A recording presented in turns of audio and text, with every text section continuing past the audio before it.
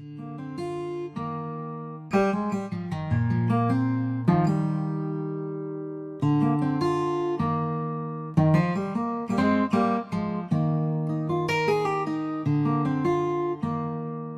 días a todos, Señor nuestro Dios les bendiga.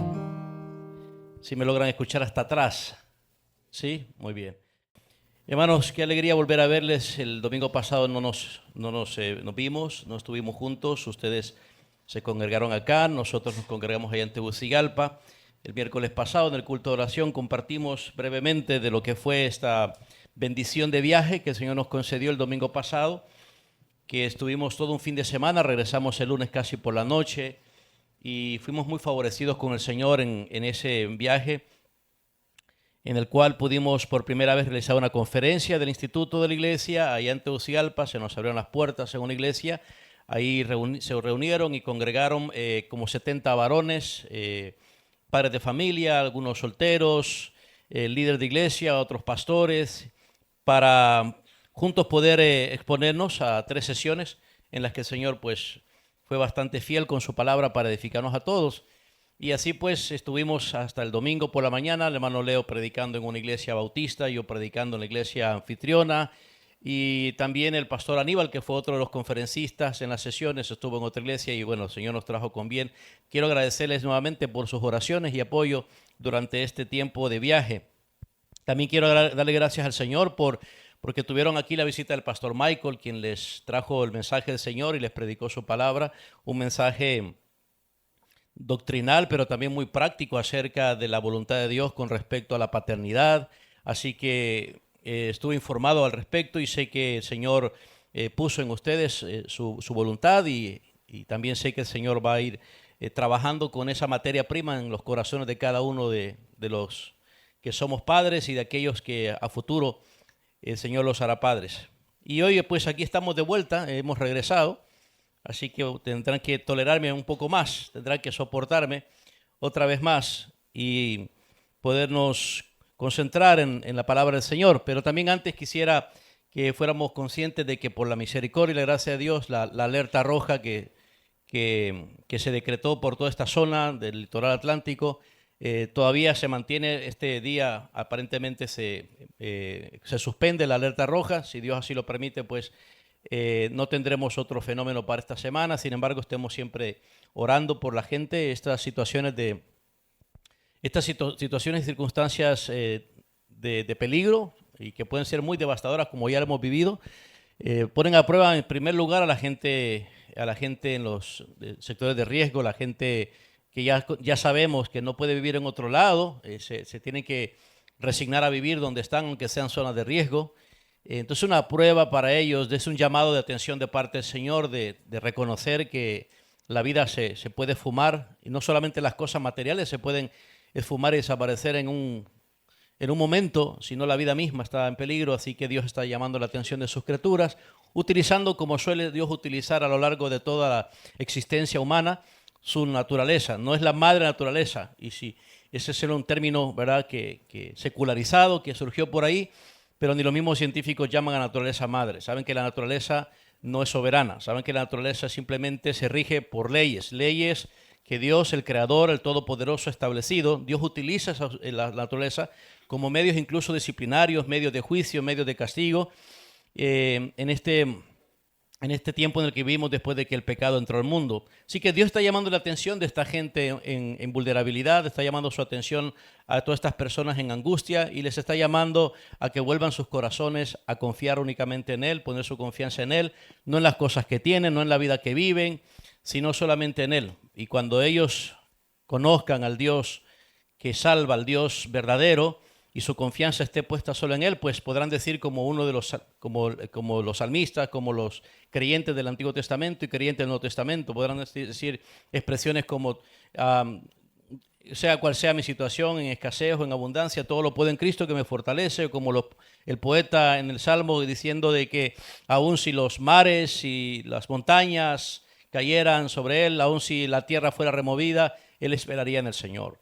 Entonces Dios está llamando a estas personas, pero también está poniendo a prueba nuestra sensibilidad, nuestra compasión. También nos está llamando a nosotros, por otro lado, aunque no estemos en situaciones de peligro, Está llamando nuestra atención como sus hijos para que no seamos insensibles y para que no vivamos simplemente en la comodidad de nuestros hogares, siendo espectadores de la tragedia ajena, sino que estemos listos y prestos en sus marcas, listos y fuera cuando tenemos que ayudar, cuando tenemos que asistir, cuando tenemos que sumarnos a otros para poder ayudar. Solo con la gran diferencia es que lo que nos impulsa es la salvación, el evangelismo de esas personas.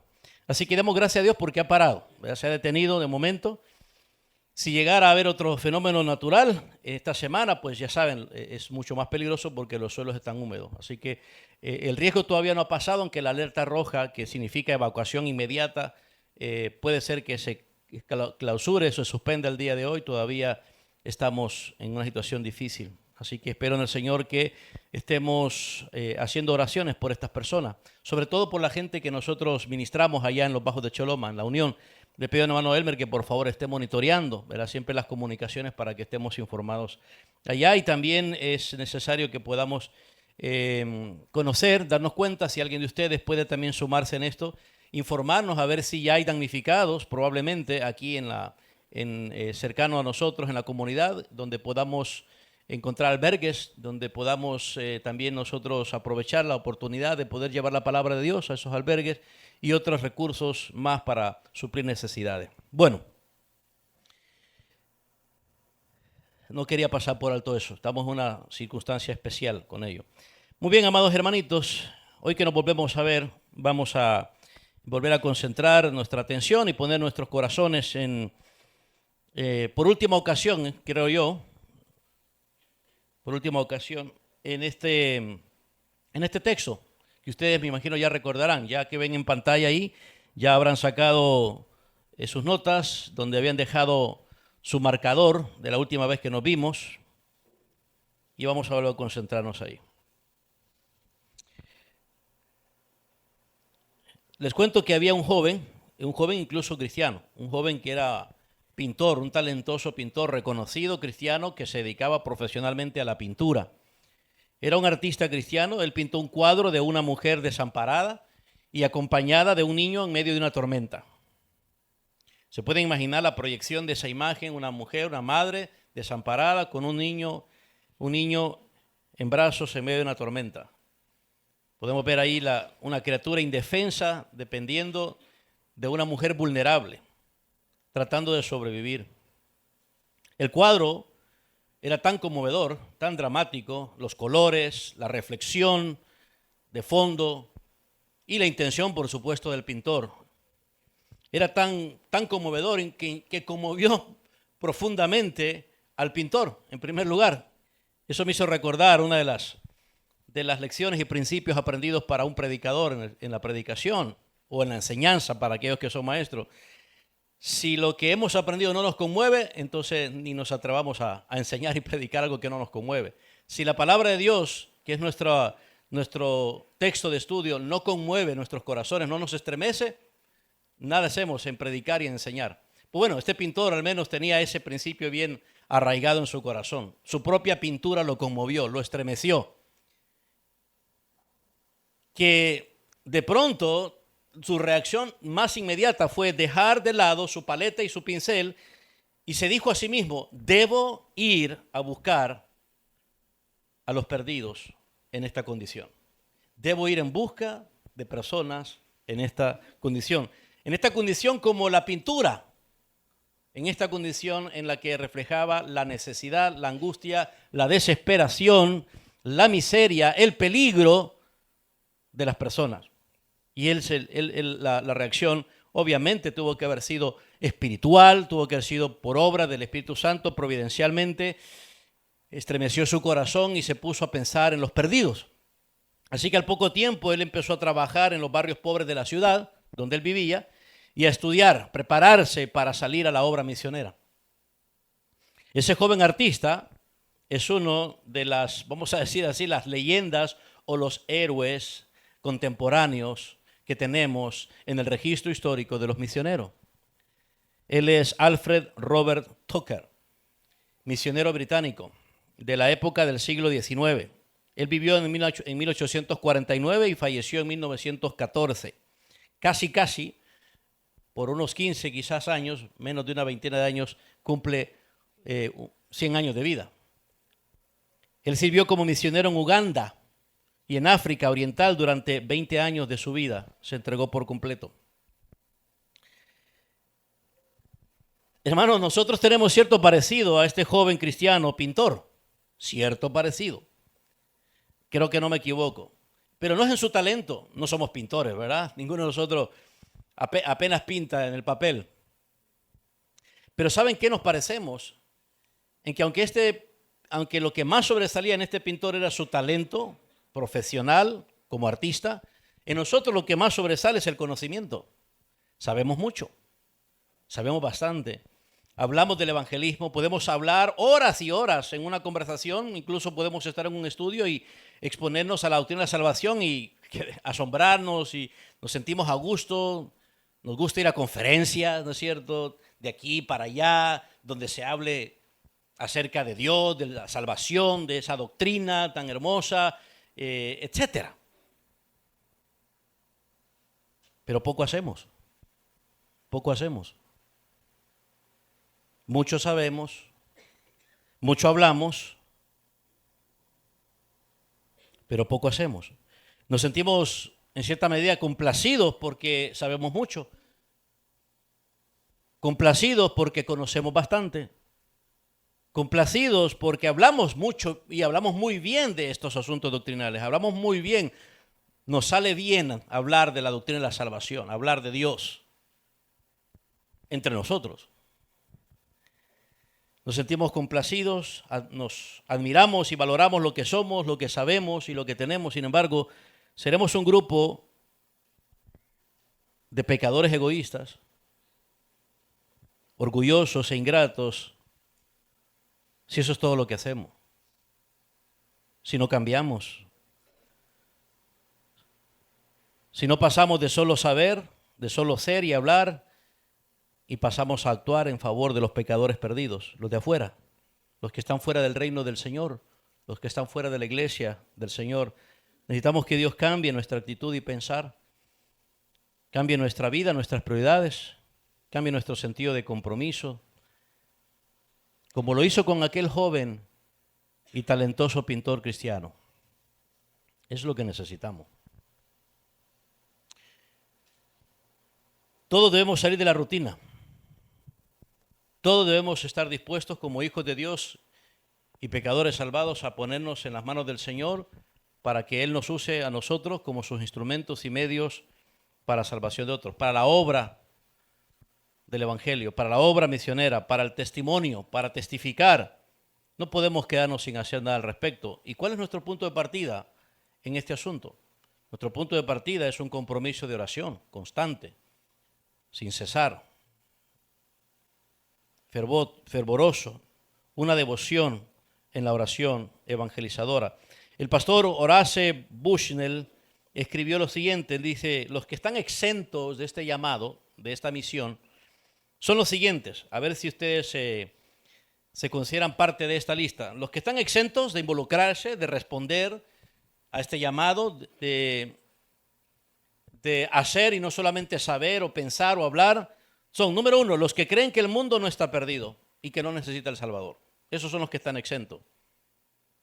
Entonces, ¿alguno de ustedes aquí que piensa que el mundo no está perdido, que el pecador no está perdido, que el mundo no necesita el Salvador del mundo? Él luego mencionó, o los que desean que los misioneros nunca hubieran ido a la tierra de nuestros antepasados y así nosotros seguiríamos siendo paganos.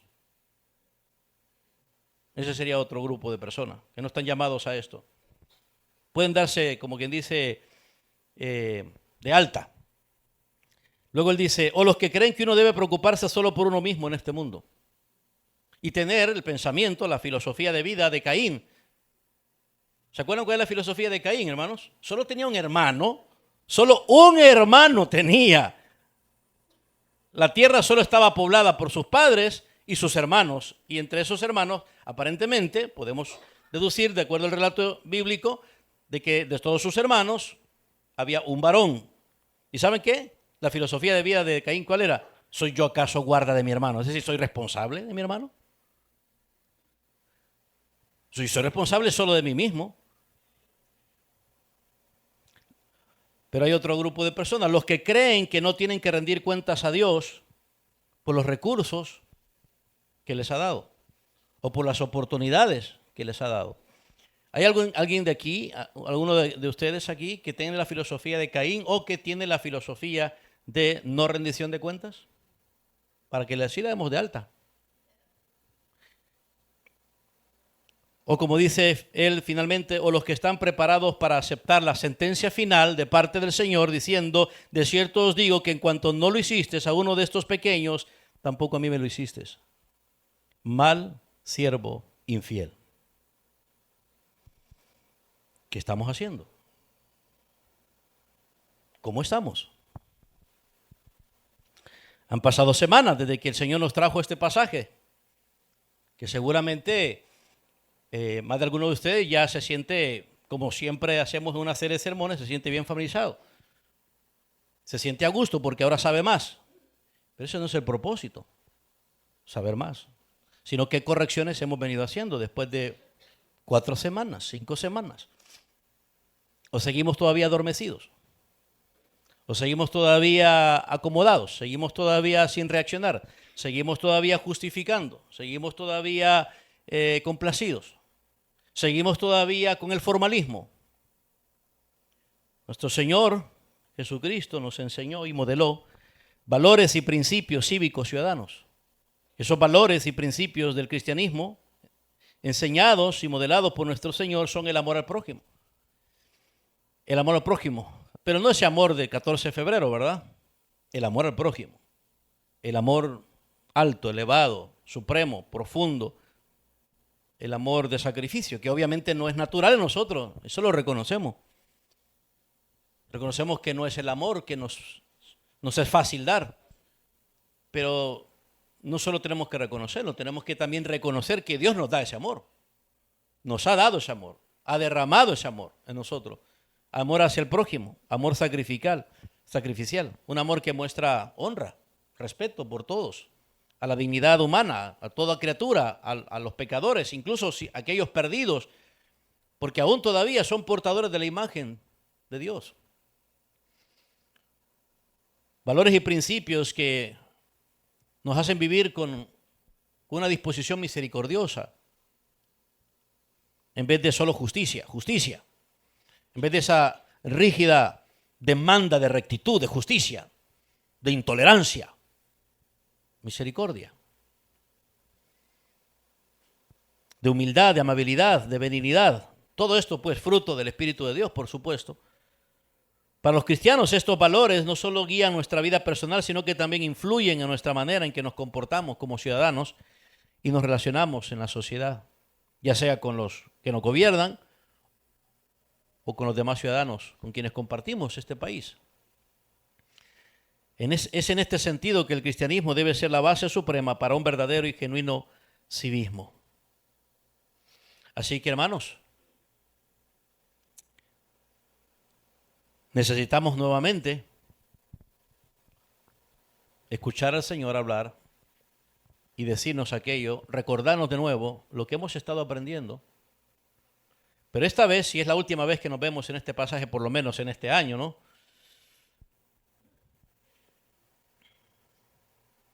Que estemos dispuestos a un cambio.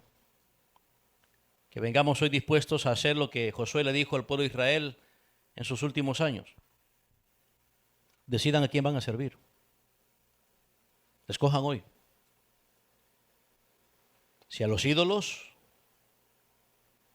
que han estado sirviendo, adorando, a quien le han estado rindiendo tiempo, favor, complacencia, con quienes se han sentido cómodos, con quienes han sentido que la vida es buena, es bonita, a los ídolos que sus padres sirvieron, adoraron y a quienes rindieron lealtad, compromiso y sumisión, o a Dios. Van a tener que decidir. Vamos a tener que decidir. Y que la gracia del Señor pueda generar ese compromiso y nos pueda ayudar a enmarcar todo, a tomar decisiones, a agarrar lo que amenaza eso y destruirlo, quitarlo, Así como dijo Josué a aquellos israelitas, solo que aquellos israelitas literalmente tenían que tomar esas imágenes, esos ídolos de escultura, ya sea de madera, de piedra, agarrarlos, y Josué le dice, quiébrenlos. Tráiganlos y quiébrenlos. Porque ellos dijeron, sí, sí, sí, Josué, sí, sí, al Señor serviremos y a Él solamente adoraremos. Que Dios no permita que no lo hagamos. Y Josué sabía que es bien fácil decir, pero es difícil hacer. Entonces Josué, el profeta, les dice, miren, Dios es celoso, con Él no se juega. Ustedes no pueden decir que van a hacer tal cosa y no lo van a hacer porque entonces van a desatar su ira, su enojo santo, justo. Así que miren, no digan solamente, van a tener que quebrar eso, van a tener que destruirlo, van a tener que, si es de madera, quemarlo. Como sea el caso, van a tener que quitarlo de ustedes. Espero que eso suceda con nosotros, hermano. Espero que eso suceda con nosotros. Muy bien, vamos a retomar por quinta ocasión esta serie de sermones. ¿Y saben qué, hermanos? Vamos a finalizar hoy. ¿Les gusta? Este sermón que he titulado Reflejando civismo cristiano por los incrédulos. Vamos al pasaje, vamos al texto. Primera de Timoteo, capítulo 2. Vamos a leer el párrafo de esta unidad de pensamiento del apóstol Pablo. Dice así la palabra de Dios. ¿Están listos, hermanos? Exhorto ante todo a que se hagan rogativas, oraciones, peticiones y acciones de gracias por todos los hombres. Por todos los hombres.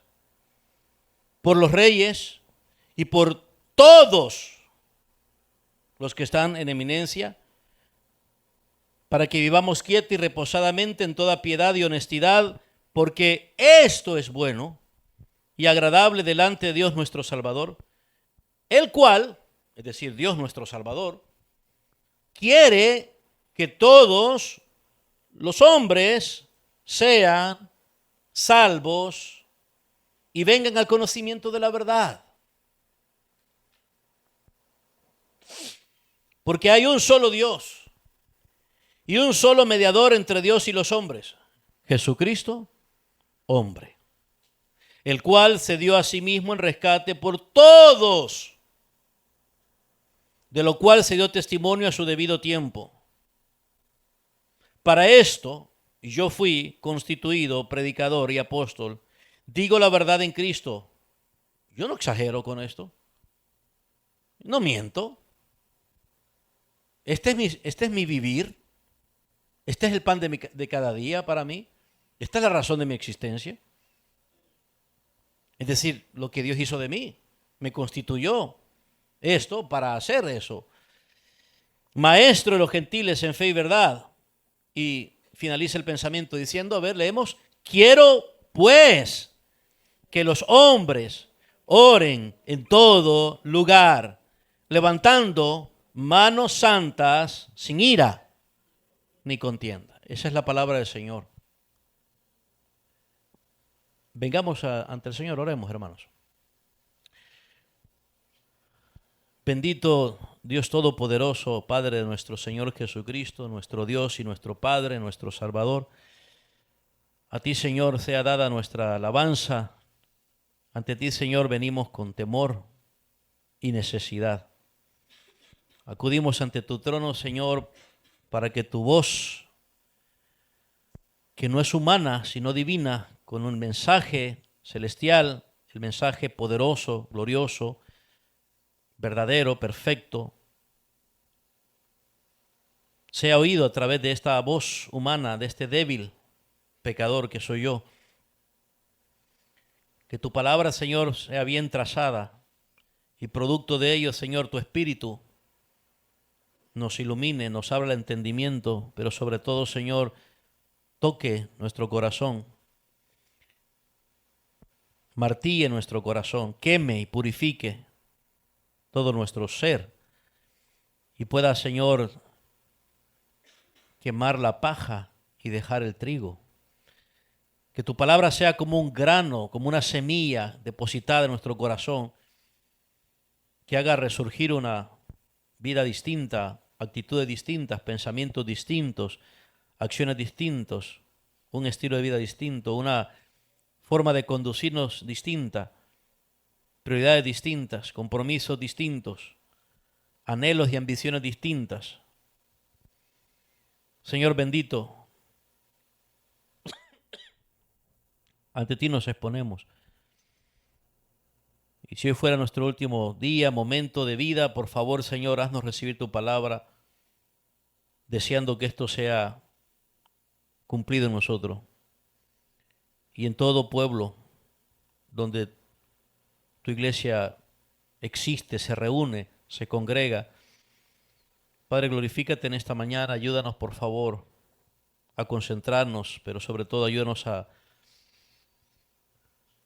responder a los que estamos vivos con vida eterna, a echar mano de ella, para no dejar que los deseos de la carne, las pasiones de la carne que combaten con nuestra alma, nublen nuestro entendimiento,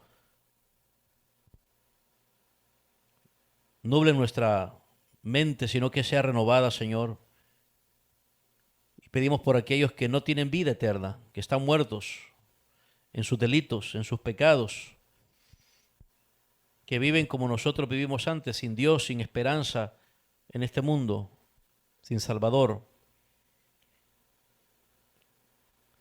Que hoy, Señor, tu salvación los visite, tu Espíritu los convenza de que no confiar en Jesucristo, que su incredulidad los mantiene lejos del cielo, que las puertas del cielo están cerradas, que no hay entrada a tu reino si no es con Cristo en sus vidas, con tu Hijo, el Rey, a quien le da autoridad en los cielos y en la tierra. Que hoy, Señor, puedan escuchar contundentemente que tú eres el único en quien pueden confiar para salvación eterna, en quien pueden tener la esperanza viva de una vida nueva, de una naturaleza divina en sus vidas, de un cambio de corazón. Que hoy nos convenzas a todos de cualquier pecado, para algunos de incredulidad, para otros de arrogancia, de indiferencia. Que no dejes a nadie, Señor, en su silla de descanso, en su hamaca de relajación, sino que a todos, oh Señor, nos tomes por igual, sacudas nuestro corazón, limpies nuestras almas. Pon tu manera de pensar en nosotros y destruye nuestra propia manera de pensar. Convéncenos de pecado, convéncenos de que nuestro pecado es grave, convéncenos de que por ser pecadores necesitamos de ti todo el tiempo como el Salvador. Convéncenos de que no somos tan justos como parecemos, tan justos como creemos, que nunca seremos justos, aparte de la justicia gratuita que se nos ha concedido en tu Hijo Jesucristo. Convéncenos del juicio que hay, porque hay juicio por cada acción, por cada palabra, por cada pensamiento, por cada motivo. Tu palabra dice que todos vendremos a comparecer delante de ti, tanto aquellos salvados como no salvados. Así que, Señor, en esta hora te pido que tu palabra sea predicada y que sea dicho lo que nos guste o no nos guste. Que seamos confrontados, oh Señor, pero a la vez pastoreados. Que seas tú, Señor, ocupado de nosotros en nuestra salvación. Te lo pedimos en Cristo nuestro Salvador. Amén.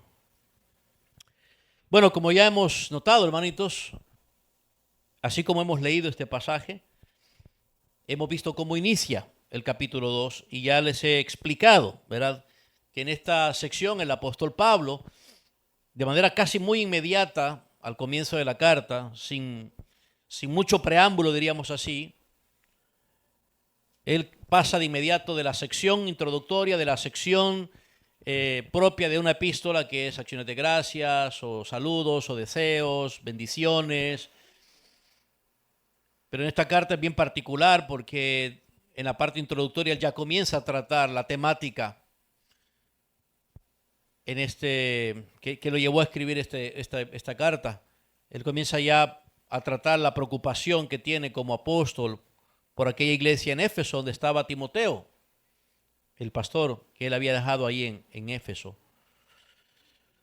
En el capítulo 2, como leímos, inicia el apóstol Pablo la serie de exhortaciones para que el pastor Timoteo, y por aplicación todo pastor de una iglesia, sepa cómo debe conducir a la iglesia y cumplir la responsabilidad que el Señor le ha dado de cuidar y administrar la casa de Dios, dice él, allí en el capítulo 3, versículo 15. La casa de Dios, que es la iglesia del Dios viviente.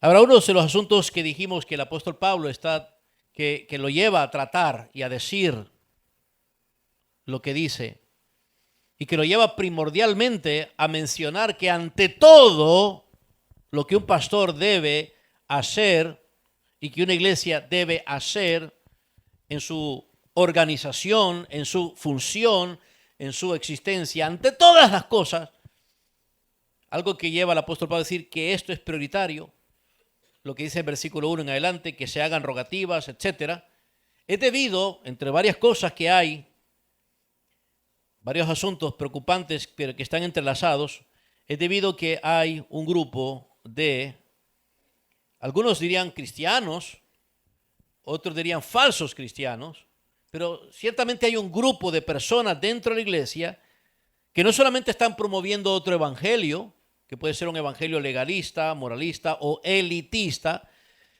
sino más aún que están promoviendo una salvación exclusiva para un grupo exclusivo. Que la salvación de Dios es exclusiva para un grupo exclusivo.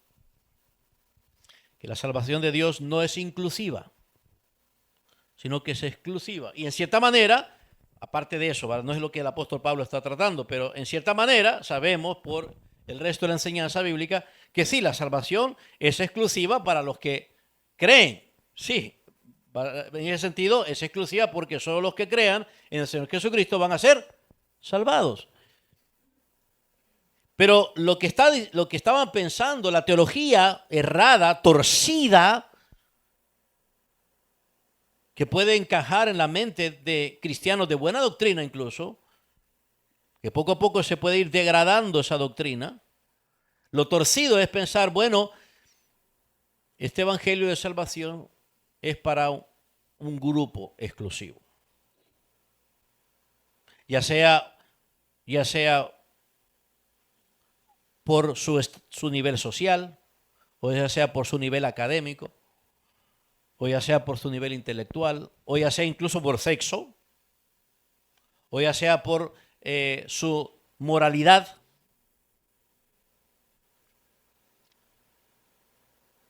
Incluso algunos de ellos llegaban a utilizar la ley buena, la ley de Dios, los mandamientos, digámoslo así, llegaron a utilizarlos como los fariseos, para hacerse sentir bien.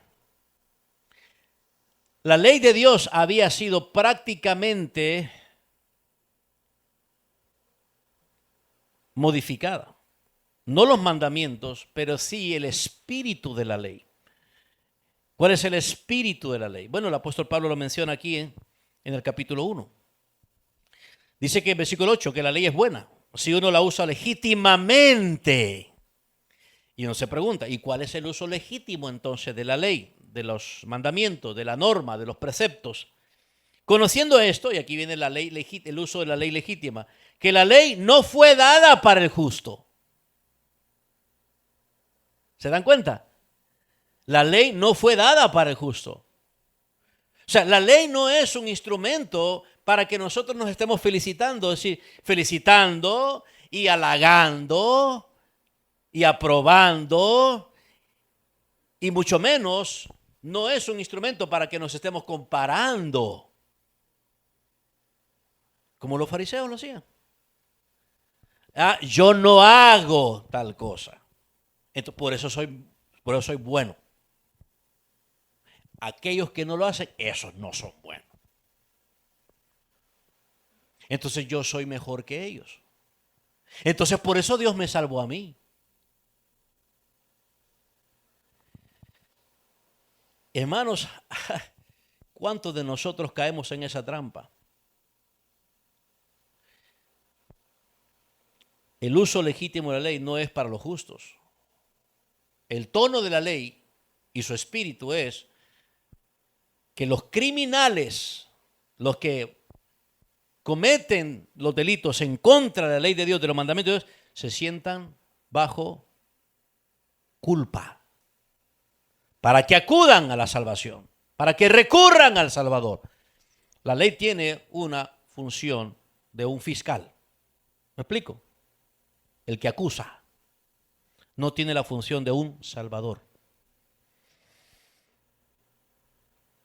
Pero una vez acusado, no solamente en un tribunal hay un fiscal, en un caso no solamente hay un fiscal, ¿qué también hay? En todo caso legal, ¿qué también hay? Sí, un juez, pero también hay un abogado defensor. Y ese abogado defensor es el Salvador, que a su vez es el mismo juez. Entonces, hay un grupo de personas que se han familiarizado tanto con la ley, con lo bueno, con lo recto, con lo justo, que se sienten tan cómodos que en algún punto perdieron la brújula.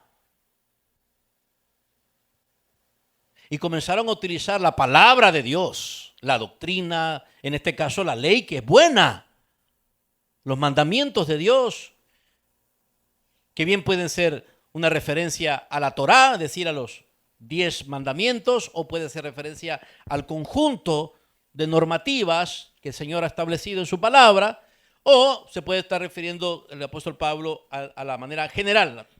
En principio general, la ley es buena por esta razón. Pero de ahí, hermanos, a vivir una vida, entre comillas, cristiana, aprobando que somos buenos porque no violamos la ley. Y que esa autoaprobación, que esa complacencia, que ese, digamos, ese halago personal, y que de pronto se convierte simplemente en algo tan natural en nosotros, nos convierta en arrogantes, en creer que somos mejores que otros y que los otros peores no merecen la salvación porque son tan peores, son tan aborrecibles o son tan desagradecidos. Eso es problema, dice el apóstol Pablo. Eso es problema. Entonces, la preocupación del apóstol Pablo no solamente es la pureza de la doctrina del Evangelio, sino también las implicaciones prácticas de esa pureza del Evangelio, que debería llevarnos a alcanzar la función y misión de la iglesia.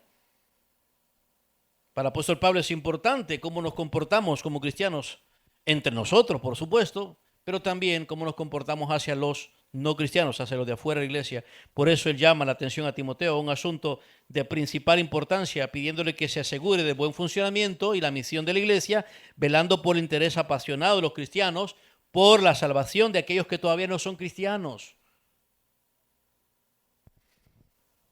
Y que la salvación de las personas, de los pecadores, no se limita a un grupo exclusivo,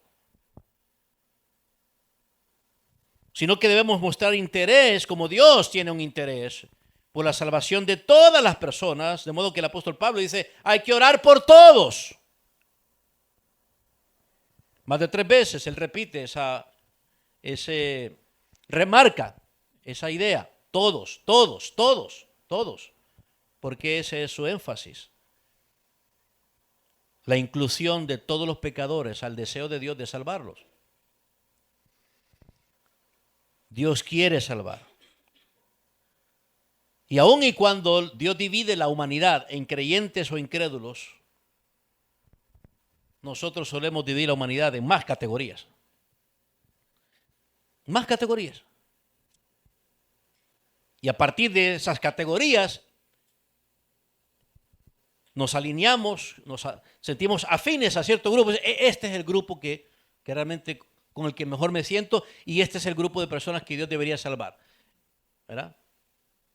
Intelectuales, ¿qué? Campesinos, pobres, no queremos pobres. Los pobres solo nos quitan cosas, solo pasan pidiendo los pobres. Los intelectuales, sí, mejor, porque los ignorantes, los analfabetas, no, ni entienden cómo hablamos nuestro léxico. Hacemos categorías. Dios solo tiene dos categorías: sus hijos y los que no son sus hijos, los creyentes y los que no son creyentes, los salvos y los que no son salvos. ¿Y saben qué? Aunque Dios hace dos categorías de distinción, no hace distinción en su deseo de salvar a todos. ¿Qué tal eso, hermanos? ¿Qué tal eso? Entonces el apóstol Pablo aquí está interesado en promover una actitud de humildad opuesta al orgullo personal. Un orgullo personal que a menudo nos invade, nos sentimos muy bien con el orgullo personal. Así que la idea principal del pasaje no es tanto el mandato que oremos, como ya hemos dicho, sino que nos alineemos al deseo de Dios, sino que compartamos la voluntad de Dios de salvar a personas, no solamente a las que amamos y nos aman, sino a los que no amamos y no nos aman. Así que el apóstol Pablo quiere que entendamos el fondo, el alcance de esta prioridad eclesiástica que es la evangelización de todos. Nos concientiza de lo amplio que es el alcance evangelístico y el compromiso misionero que debe prevalecer y caracterizar a la iglesia de Dios, entendiendo que esta es la intención genuina, sincera del corazón de Dios de salvar con el mismo evangelio glorioso a todo tipo de personas, dándonos el evangelio suficiente y universal que nos debe proveer y generar todo lo necesario para estar estimulados, buscando la salvación, orando primeramente por la salvación de todos y buscando la salvación de todos, bajo el impulso del glorioso evangelio de Jesucristo, que estuvo disponible para nosotros y que debe estar disponible para todos. Así que, hermanos, ¿qué han estado haciendo o qué han dejado de hacer? ¿Hemos estado orando más? ¿Hemos estado ejercitándonos más en este compromiso de oración, de búsqueda? Y bien, hemos dicho que en este pasaje el apóstol Pablo nos enseña que el cristiano impulsado por el evangelio tiene un compromiso de orar fervorosamente por la salvación de los incrédulos. Esa es la idea y el principio principal que el apóstol Pablo ha estado poniendo en nuestra mente, que el cristiano impulsado por el evangelio tiene un compromiso de orar fervorosamente por la salvación de los incrédulos. Y hemos dicho que hay tres, ¿se acuerdan? Tres motivos, tres razones por las que el cristiano impulsado por el evangelio tiene un compromiso de orar fervorosamente por la salvación de los incrédulos, o debería tener ese compromiso. Y son, número uno, debido a las actitudes espirituales que promueve el evangelio de Jesucristo, de acuerdo a lo que dice el apóstol Pablo. Exhorto ante todo, dice versículo 1, a que se hagan rogativas, oraciones, peticiones y acciones de gracias por todos los hombres. Son las actitudes espirituales que promueve el evangelio de Jesucristo. Número 2, debido a los beneficios espirituales que genera el evangelio de Jesucristo. Como lo leemos en las palabras del apóstol Pablo, versículo 2, por los reyes y por todos los que están en eminencia, por los reyes y por todos los que están en eminencia, para que vivamos quieta y reposadamente en toda piedad y honestidad. Y en tercer lugar, debido al objetivo espiritual que establece el evangelio de Jesucristo. Como lo leímos la última vez que estuvimos en este pasaje, verso 3, porque esto es bueno y agradable delante de Dios nuestro Salvador. Así que aquí está. Este es el mensaje del Señor para todos nosotros. Así es como, impulsados por el evangelio, tendremos un compromiso de orar fervorosamente por la salvación de los incrédulos. Así como el apóstol Pablo le dice a Timoteo que se debe ocupar de eso, que debe conducir a la iglesia en esta prioridad. Así es como nosotros también somos llamados a hacerlo. Hay algo mal, siempre va a haber algo mal en la iglesia, siempre, porque no hay iglesia perfecta. Y es trabajo de Dios a través de su palabra y de los hombres que Él coloca, asigna en el liderazgo pastoral, es trabajo de ellos, responsabilidad, conducir. Que aquellas cosas mal se quiten y se pongan en su lugar las cosas que deben prevalecer para conducir, para que la casa de Dios funcione como la casa de Dios. Y una de las cosas malas que normalmente ocurre en una iglesia, como pasó en esta iglesia en Éfeso, ¿cuál era, hermanitos? ¿Cuál era? El descuido en esta responsabilidad. Debido a una mala teología, debido a una mala creencia, debido a una mala postura, debido a una incorrecta forma de pensar, debido a una doctrina exclusivista, cómoda, en varias personas. Así que nos preocupa esto, hermanos, deberá preocuparnos. Preocuparnos por la prioridad más elevada en la iglesia de Jesucristo. Atacar lo que debemos atacar, sanar, curar, arreglar, acomodar bien, ordenar lo que se tiene que acomodar y de esa manera reemplazar la comodidad egoísta, que solamente sirve para más pecaminosidad. Entre más egoísmo soportamos y toleramos entre nosotros, más carnalidad va a haber. Así que esta es la manera, dice el apóstol Pablo. Es la manera en que un cristiano impulsado por el Evangelio tiene un compromiso de orar fervorosamente por la salvación de los incrédulos, y el propósito es que este mensaje el Señor lo utilice para convencernos de que debemos reflejar el corazón redentor de nuestro Señor Jesucristo. Muy bien. Hemos considerado las primeras dos razones, ¿se acuerdan? Las dos primeras dos motivaciones. ¿Lo recuerdan, hermanitos? Las primeras dos, mejor dicho, las tres, ¿verdad? La última vez que nos vimos fue en la número 3. Debido al objetivo espiritual que establece el Evangelio de Jesucristo. Ese es el tercer motivo que tiene un cristiano impulsado por el Evangelio para tener un compromiso de orar fervorosamente por la salvación de los incrédulos. Ahora, ¿recuerdan ustedes cuál es el objetivo? ¿Recuerdan ustedes cuál es el objetivo espiritual que el Evangelio establece? Dice el apóstol Pablo en versículo 3, porque esto es bueno y agradable delante de Dios nuestro Salvador. ¿Cuál es el objetivo? ¿Lo recuerdan? Solo háganme por lo menos así, sí, ok. Sí se acuerdan, ¿verdad? Muy bien. El tercer motivo, la tercera razón que habla del objetivo que establece el Evangelio de nuestro Señor Jesucristo es la complacencia de nuestro Dios.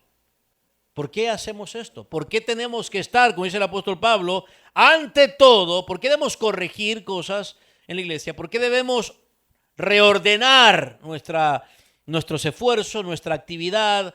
¿Por qué debemos quitar actitudes? ¿Por qué debemos cambiar? ¿Por qué debemos normalizar lo que Dios quiere y desmontar lo que nuestra carne quiere? ¿Por qué? Porque esto es bueno y agradable delante de Dios, nuestro Salvador. Y eso basta. Esa razón es suficiente para motivarnos. Nosotros podríamos tener otras razones que nos podrían sonar más bonitas y más como románticas. O podríamos tener razones más humanistas, digámoslo así, más centradas en el hombre. Podríamos rebuscarnos alguna motivación. Miren, y las hay. Hay personas que tienen muchas personas en la iglesia están motivadas al evangelismo o a la salvación de otras personas por actitudes egoístas, por pensamientos muy egoístas, muy centrados en sí mismos o centrados en las mismas personas. Por ejemplo, ¿por qué creen ustedes que los testigos de Jehová hacen proselitismo? Porque eso es un proselitismo religioso. Eso no es evangelización, porque para haber evangelización tiene que haber evangelio, y ellos no tienen evangelio. Ellos van casa por casa con el propósito de convencer a las personas que esta es la religión verdadera, Y que los adeptos, los que se unan a esta religión, esos son los que podrían ser salvados si se someten a las normas y reglas que como grupo religioso tienen. ¿Por qué un testigo de Jehová aparta ciertas horas de su trabajo, pide permiso, o si es un negociante, un comerciante, sacrifica esas horas laborales de negocio y de rentabilidad y se va a hacer el proselitismo? Porque él cree que esas acciones le van a contar, le van a sumar para que Jehová, porque ellos, el Jehová de ellos no es el Jehová de la Biblia, porque el Jehová de la Biblia es trino, es Dios Padre, Dios Hijo y Dios Espíritu. Pero el Jehová de ellos tiene un Dios. Fíjense qué cosa. El Jehová de ellos es Dios, pero ese Dios tiene un Dios. El Jehová de la Biblia no tiene un Dios. El Jehová de la Biblia es Dios. No tiene un Dios. No tiene un Dios pequeño mientras Él sea el Dios grande. Es Dios, uno solo. Solo un Dios. Somos monoteístas, no creemos en tres dioses. Es uno solo. Pero ellos andan haciendo eso por sus propios intereses. Pero por otro lado, solo estoy usando grupos representativos. Hay muchos más, pero por otro lado tenemos el extremo evangélico de hoy en día. Muchas personas en las iglesias evangélicas, ¿por qué salen en masa? Hacen campañas evangelísticas y hacen, ¿verdad?, todo un montaje, todo un espectáculo. ¿Por qué lo hacen? ¿Por qué lo hacen? No creo que lo hagan por esto. La mayoría no lo hace porque esto es bueno y agradable delante de Dios. Es porque me emociona a mí. Es porque me hace sentir bien. Es que me hace sentir bueno. Me hace sentir bueno. Es porque así me ven. O es por la gente. Porque la gente no es tan mala. La gente solo necesita como conexión. Como la gente pobrecita. La gente lo único que necesita es un poco de emoción, un poco de emotividad, un poco de... Hay diferentes razones, muy distintas, que a menudo, hermanos, no nos importan, simplemente lo hacemos. Pero para Dios importa por qué hacemos las cosas. El apóstol Pablo está diciendo, mira, no solamente es cuestión de orar, no solamente es cuestión de hacer rogativas, oraciones, peticiones y acciones de gracias por todos los hombres, sino por la motivación correcta. Porque esto es bueno y agradable. ¿Para quién? ¿Quién evalúa esto? ¿A quién le importa? ¿Quién lo sopesa? ¿Quién lo examina? ¿Quién? No importa si para ti no es bueno y agradable. No importa si tú no sientes las ganas de hacerlo. O incluso no importa si para ti hay algo más bueno, digámoslo así, o algo más agradable. Como lo fue, por ejemplo, para los hermanos Santiago y Juan. Para ellos lo más bueno y agradable es que el fuego descendiera sobre aquellos incrédulos que ofendieron, aquellos incrédulos samaritanos. Señor, ¿se acuerdan? Eso era bueno y agradable para ellos. Pero sí importa la complacencia de nuestro Salvador. Y la última vez consideramos aquí que hay, a su vez, 3 razones para complacer a nuestro Salvador. La primera es por la superioridad del interés de Dios, la superioridad del interés de Dios. Dice el apóstol Pablo, porque esto es bueno delante de Dios, es bueno bajo el juicio, bajo la evaluación de Dios, es bueno delante de Él. Por encima de todo lo que es bueno que podamos hacer, por encima de todo lo bueno que podamos dar, por encima de todo lo bueno que podamos decir, esto es bueno. Y es que, hermanos, hay tantas cosas buenas que hacemos. Y hay tantas cosas buenas que damos. Y hay tantas cosas buenas que decimos. Pero de todas las cosas buenas, esto es superior. Es lo que está diciendo el apóstol Pablo. Esto es superior. Esto es superior. Porque esto... singular. No que no hayan más cosas buenas que como cristianos podemos hacer, ¿verdad? De hecho, el apóstol Pablo va a desplegar desde el capítulo 2 más cosas buenas que él considera deben ser corregidas en la iglesia para que funcione como casa de Dios. Pero esto es bueno. En un sentido, es como Dios diciéndole al apóstol Pedro. ¿Se acuerdan cuando el apóstol Pedro recibe la visión del ángel que Dios envía para que después lo dirija a Cornelio, el gentil, a predicarle el mensaje de salvación? ¿Recuerdan? No hemos leído eso en Hechos, ¿verdad? Bueno, vamos a llegar a ver ahí, en Hechos capítulo 10. ¿Saben, hermanos? Dios tiene que decirle a Pedro. ¿Saben qué tiene que decirle al apóstol Pedro? El Señor. Mata y come. En la visión, mata y come. Mata y come está refiriéndose a animales que para el judaísmo Dios mismo había establecido, ¿verdad? Por norma, por precepto, que hay animales impuros, pero Dios en el antiguo pacto estaba utilizando muchas cosas físicas para representar verdades espirituales. Entonces decía, mata y come, lo impuro. Y Pedro reacciona diciendo, obviamente como todo un judío, ¿no? Pero ahora recuerden que Pedro ya no es solamente judío, o israelita, perdón. Ha dejado de ser judío y ahora es cristiano. Pero todavía tiene arraigado cierta esa costumbre, esa mentalidad, esa práctica. Y entonces la reacción del apóstol Pedro es, uy, no, Señor, ¿cómo voy a comer eso? Uy, guácala, uy, oh. Y entonces el Señor le dice, miren, no llames inmundo a lo que yo he purificado. Mata y come. De esa manera el Señor estaba preparando al apóstol Pedro para decirle, mira, Pedro, date cuenta, yo ya cambié las cosas. Ya no estamos en el antiguo pacto. El nuevo pacto ha sido inaugurado en la venida del Señor de mi Hijo Jesucristo, y por su sangre he hecho un nuevo pacto para alcanzar no solamente a israelitas a la salvación, sino a gentiles. Así que quiero que veas que aquello que te parecía despectivo, repudiable, ahora Dios quiere que lo aceptes. Como en el caso de los gentiles. Quiero incluir a los gentiles en la salvación, Pedro. ¿Me entiende? Como dice mamita, ¿me entiende?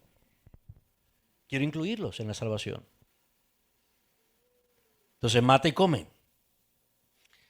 ¿Qué era bueno para el apóstol Pedro? ¿Qué era bueno y agradable para él? No comer. Pero cuando Dios dice, esto es bueno, Dios tiene todo derecho de cambiar mis normas de bueno. Dios tiene la prerrogativa y el derecho, ya que Él es el estándar de moralidad. Él es el estándar. Yo no soy el estándar. Yo no entro con Dios en una discusión, en un debate. Vamos a ver Dios. Bueno, mira, Dios. Te voy a decir, esto es bueno para mí. Y para ti, bueno, pero mira, tenemos que poner de acuerdo porque para mí es bueno esto es lo más agradable. No estamos en ese sentido, hermano. No estamos en ese baile, ¿no? Dios es el estándar de moralidad. Y dice, esto es bueno. Y todas las cosas buenas que yo he hecho, Señor, o todas las cosas buenas que a mí me gusta hacer, y todas las cosas buenas que me gusta dar, y todas las cosas buenas que me gusta decir, y todas esas cosas buenas, Señor, está bien, pero ¿qué prefieres? ¿Alinearte a esto que es bueno, que tiene superioridad, o a escuchar las palabras del Señor Jesucristo, que están afirmadas y registradas en las cartas en Apocalipsis? 6 de 7 cartas el Señor dice a la iglesia, a los cristianos,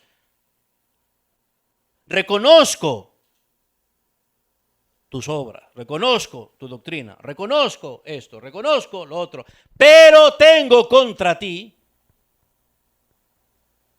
¿De qué preferimos escuchar? Porque nosotros podemos sentirnos con el Señor. Yo hago estas cosas buenas, yo hago... Y así. Y hermano, casi siempre cuando hay un deber superior, un deber supremo, justificamos nuestra pasividad, justificamos nuestra indiferencia, nuestra negligencia a participar porque ya estoy haciendo cosas buenas. ¿No les ha pasado, hermanito? ¿No les ha pasado?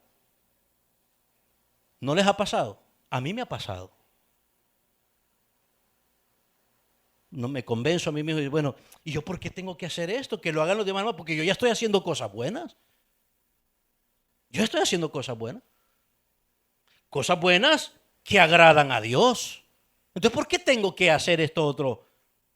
¿Por qué? Ay, no. Ni me dan espacio para mí. Que lo hagan otros. Esos otros que no están haciendo las cosas buenas que yo hago. Eso es error. Y de paso, no es un error solamente, eso esconde, aparentemente esconde, pero para Dios esconde un pecado en nuestro corazón.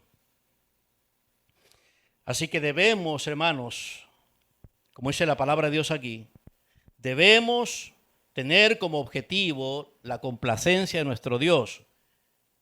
Y lo que complace a nuestro Dios es esto de estar haciendo rogativas, oraciones, peticiones, acciones de gracia por todos los hombres, por los reyes y por todos los que están en eminencia. Lo que le complace a Dios, lo que es bueno, excelente para Él, es esto.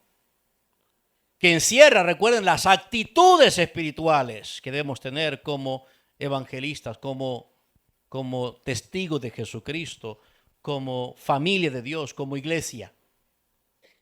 Pero también es bueno y agradable delante de Dios que vivamos quietos y reposadamente en toda piedad y honestidad. Es decir, los beneficios espirituales de vivir una vida quieta y reposada, una vida entrenada para ser mártires. Mártires. Entonces, bueno, porque es superior. Ese es el superior interés de Dios. Bueno por encima de todo lo malo que sentimos, de todo lo malo que pensamos, de todo lo malo que hacemos. La excelencia moral en todo debe ser nuestra meta para que no seamos reprendidos por el Señor.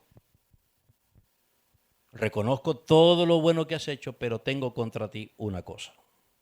En segundo lugar, por la superioridad del deseo de Dios. Esto es bueno y agradable, dijimos. ¿Se acuerdan? Agradable. Esto toca el corazón de Dios. Dijimos, ¿se acuerdan? Le expliqué, agradable. Esto es lo que satisface a Dios. Esto es lo dulce para Dios. Esta es la alegría de Dios. Dios siempre pasa alegres, hermanos. Dice la palabra de Dios que Dios en el universo es el único ser que siempre permanece en un estado de dicha, de felicidad. Es decir, Dios no cambia. Dios no es como nosotros, ¿no? Que podemos variar en nuestro estado emocional. Dios siempre está alegre. Sin embargo, Dios siente una particular alegría por cada pecador que se arrepiente. Esto es agradable para Dios, por lo que representa la salvación de los hombres. Es más, representa el deseo sincero de Dios, como dice el versículo 4, quiere que todos los hombres sean salvos. Él quiere. Le agrada porque esto representa o refleja su deseo. Refleja el corazón de Dios. Para Dios la iglesia debería tener su corazón. La iglesia debería palpitar con la misma pasión de Dios. La iglesia debería alegrarse por la misma alegría de Dios. Ay, hermanos, otra cosa que debemos reconocer, hermanos, es que como alguien dijo una vez, nosotros las criaturas nos complacemos con tan poca cosa. ¿Qué tan poca cosa nos satisface? Un poco de placer, un momento de placer, un momento de relajación, un momento de entretenimiento, un poquito de aquí, un poquito de allá. Somos fáciles de agradar. Pero Dios no. Dios siempre apunta a lo superior, a lo muchísimo mejor. Y a Él le agrada muchísimo la salvación de los pecadores. Como le agrada muchísimo las actitudes espirituales, misericordiosas, humildes, amorosas, pacientes, benignas de sus hijos. Le agrada mucho, por supuesto, a Dios, le alegra mucho a Dios, satisface mucho a Dios ver una iglesia que vive quieta y reposadamente. Todo eso le agrada. Y por último, hermanos, como les dije la última vez, el último pensamiento es la tercera razón por la que todo esto complace a Dios. Este objetivo de complacencia en Dios es la superioridad de la naturaleza de Dios. Por la superioridad de la naturaleza esencial de Dios. Noten la última expresión, dice, porque esto es bueno y agradable, ¿delante de quién, hermanos? ¿Delante de quién? De Dios, nuestro Salvador.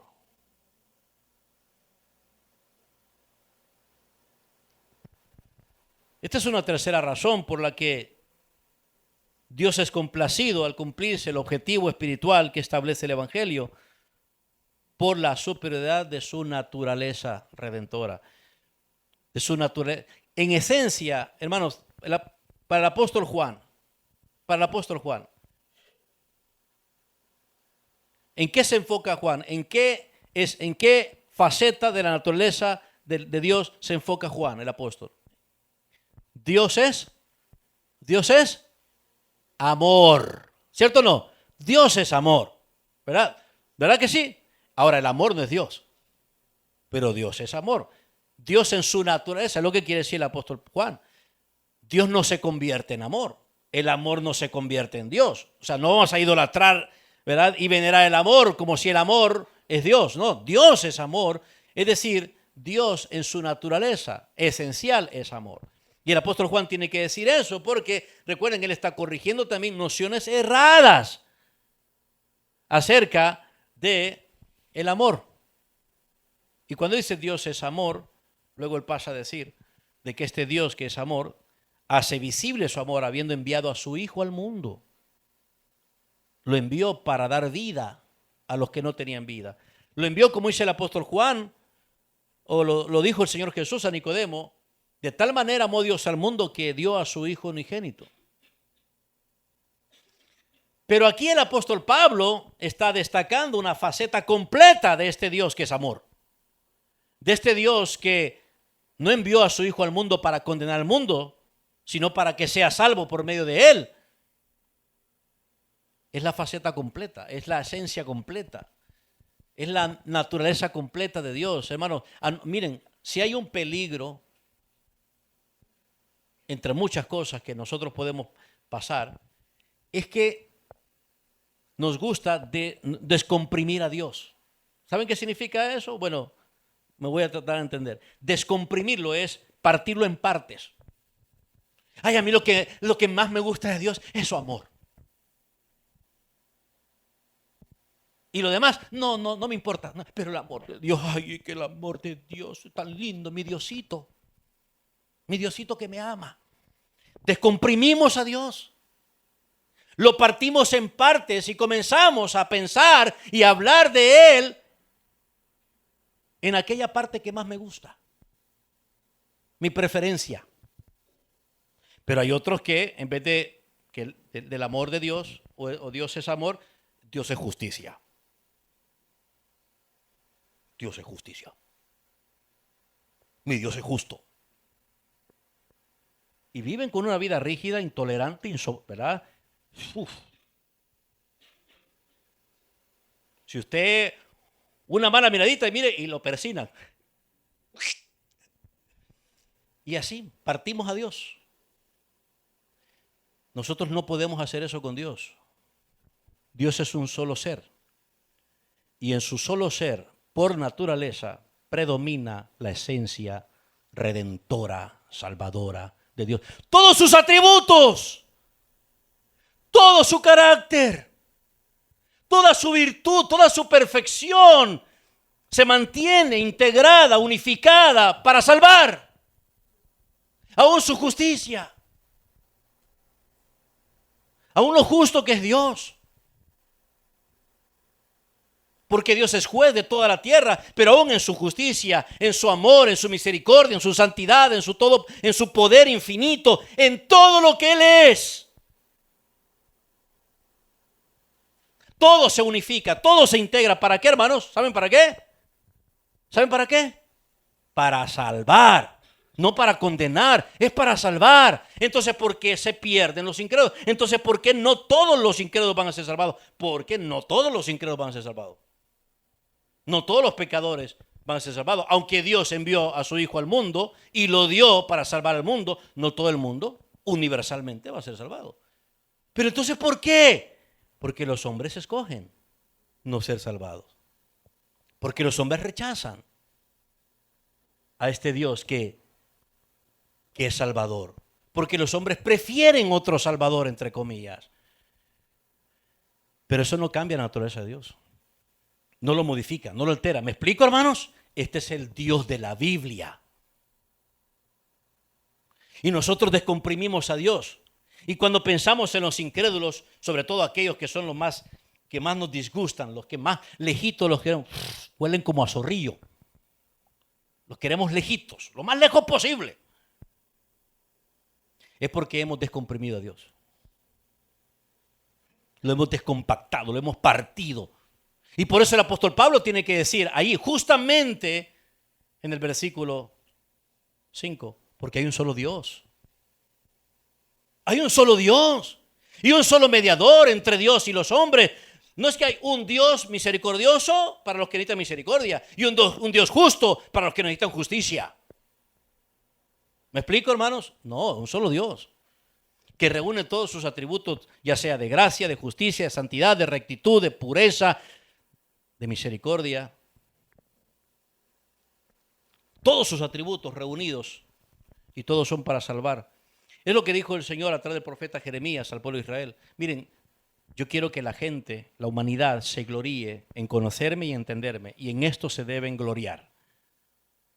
¿En qué hago qué? Justicia y misericordia.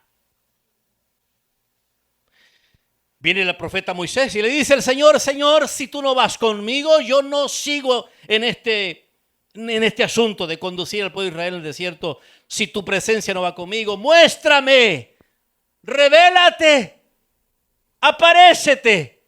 Y Dios le dice, momento, Moisés, entiendo tu desesperación. Y no es fácil tu tarea. No te preocupes, yo me encargaré de asegurar que mi presencia va a ir contigo. Pero no puedes verme, Moisés, y vivir. Y yo te he escogido vivo para servir, no te quiero muerto. Te escogí vivo para servir. Así que lo que voy a hacer es, voy a pasar de largo, Moisés, y verás mi gloria.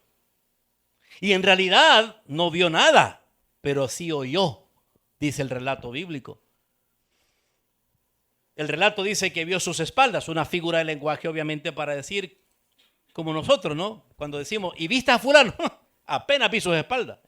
En otras palabras, no lo pude tener cara a cara, pero sí me di cuenta que estuvo por aquí.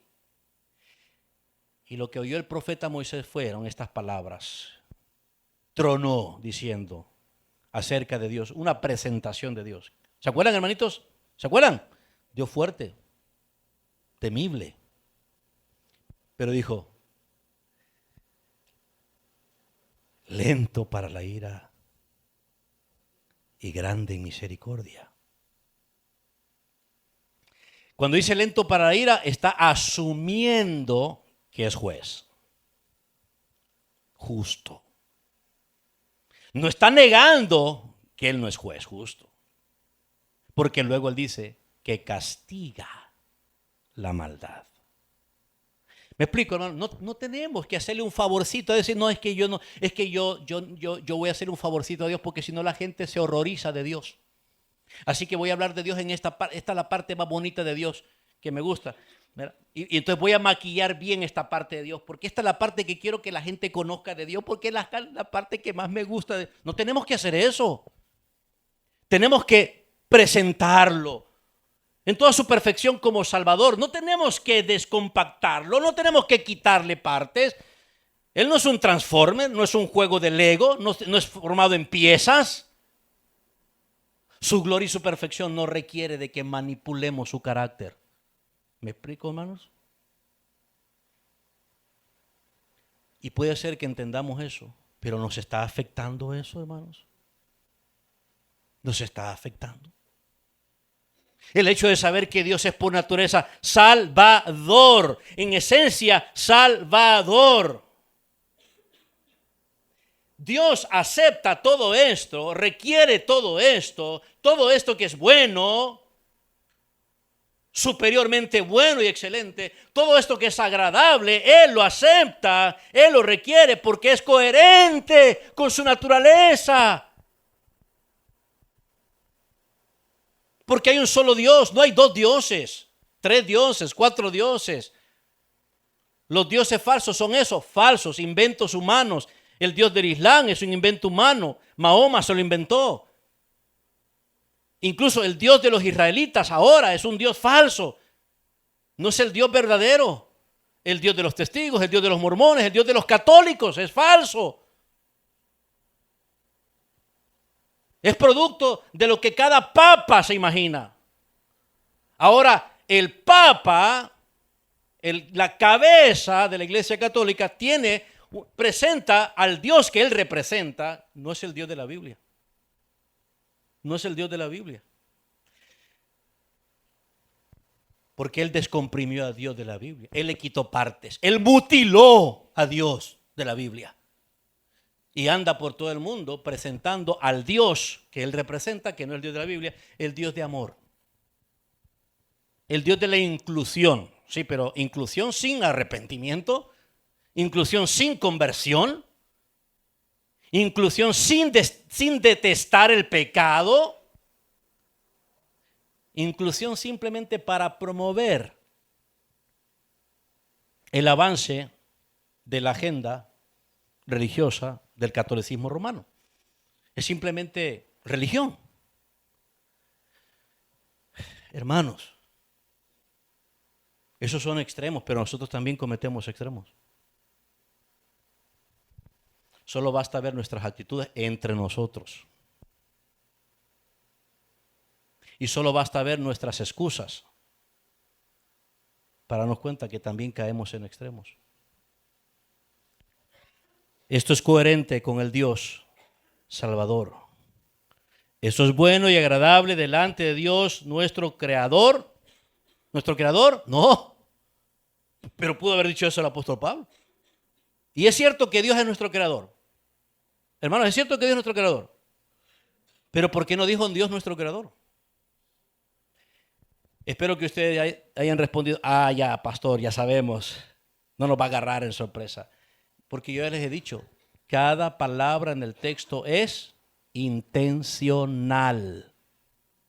No es porque no se le ocurrió, son palabras del Espíritu, inspiradas por el Espíritu. Él no dijo Dios nuestro Creador, aunque es cierto que Dios es nuestro Creador, porque Él quiere destacar que este Creador, su naturaleza esencial es salvar a sus criaturas.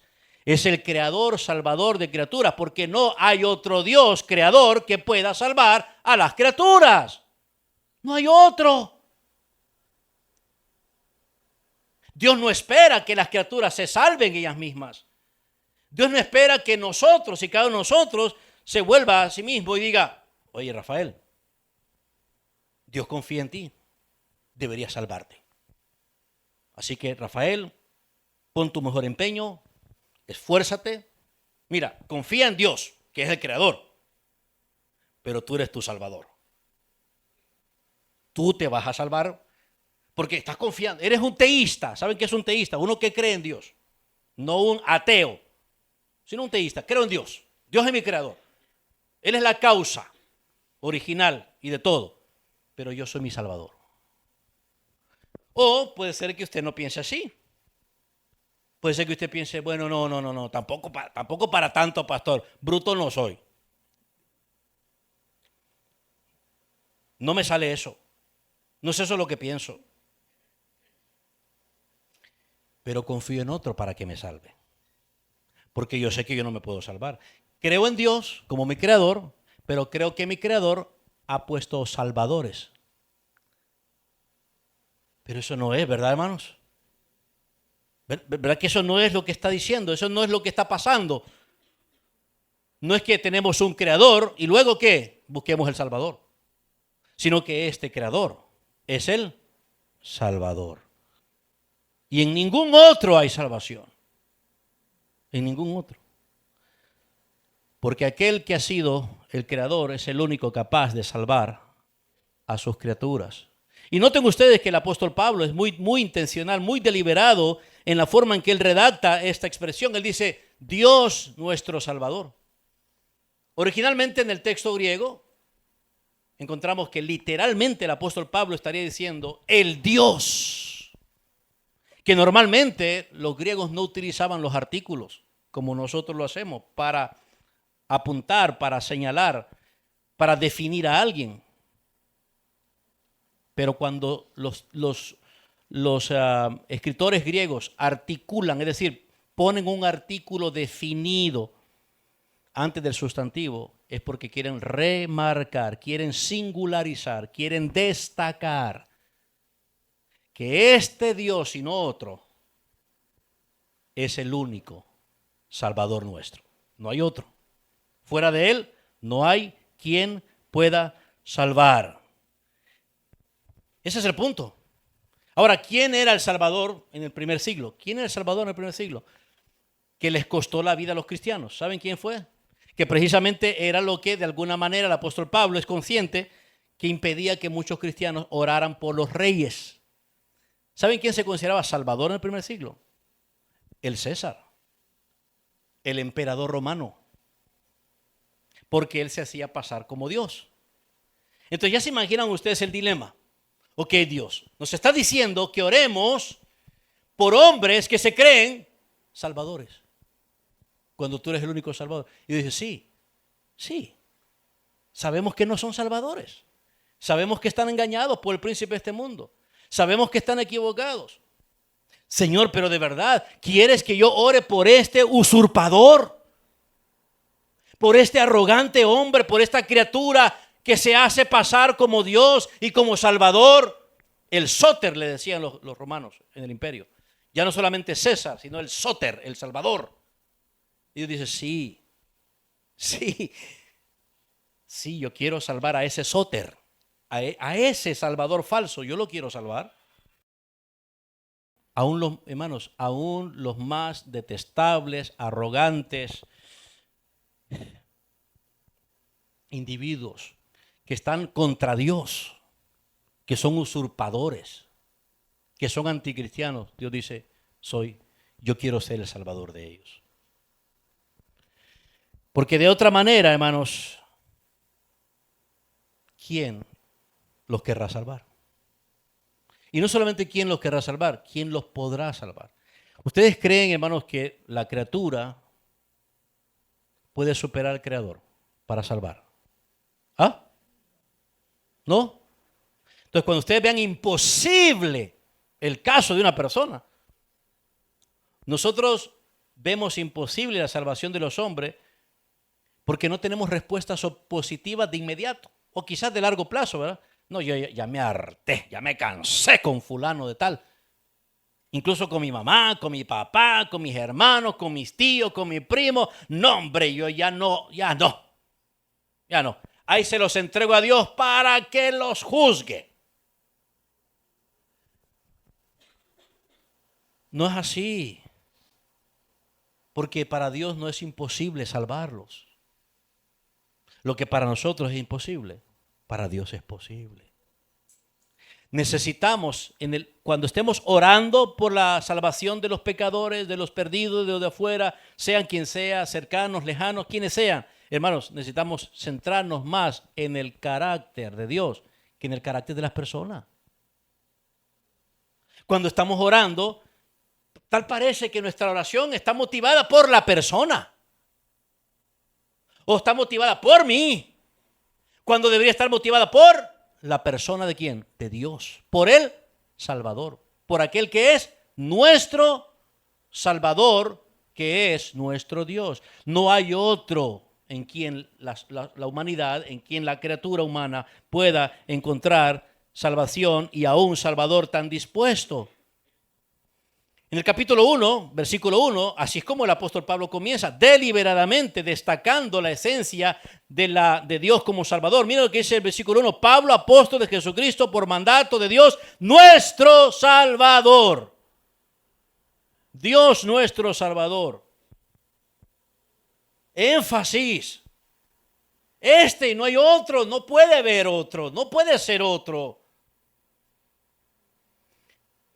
Por cierto, no presentamos, hermanos, miren, este Dios nuestro Salvador es el mismo Dios que no ha cambiado. No podemos presentar a Dios nuestro Salvador solo en Jesucristo y el del Antiguo Testamento no, aquel Dios no salvaba. ¡Oh!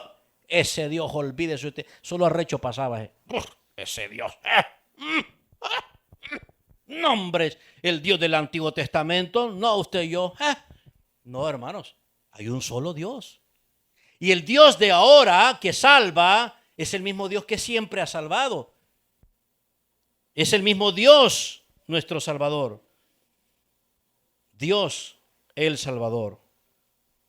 Observen conmigo, rastreémoslo pues, la referencia que hace la misma palabra de Dios desde el Antiguo Testamento acerca de la esencia y naturaleza salvadora de este Dios como creador y sustentador del universo, este único salvador del universo. Vamos al Antiguo Testamento rapidito, un par de pasajes bíblicos, para que cambiemos nuestra idea de que el Dios del Antiguo Testamento no es tan salvador como el Dios del Nuevo Testamento. Es el mismo Dios, porque solo hay un Dios.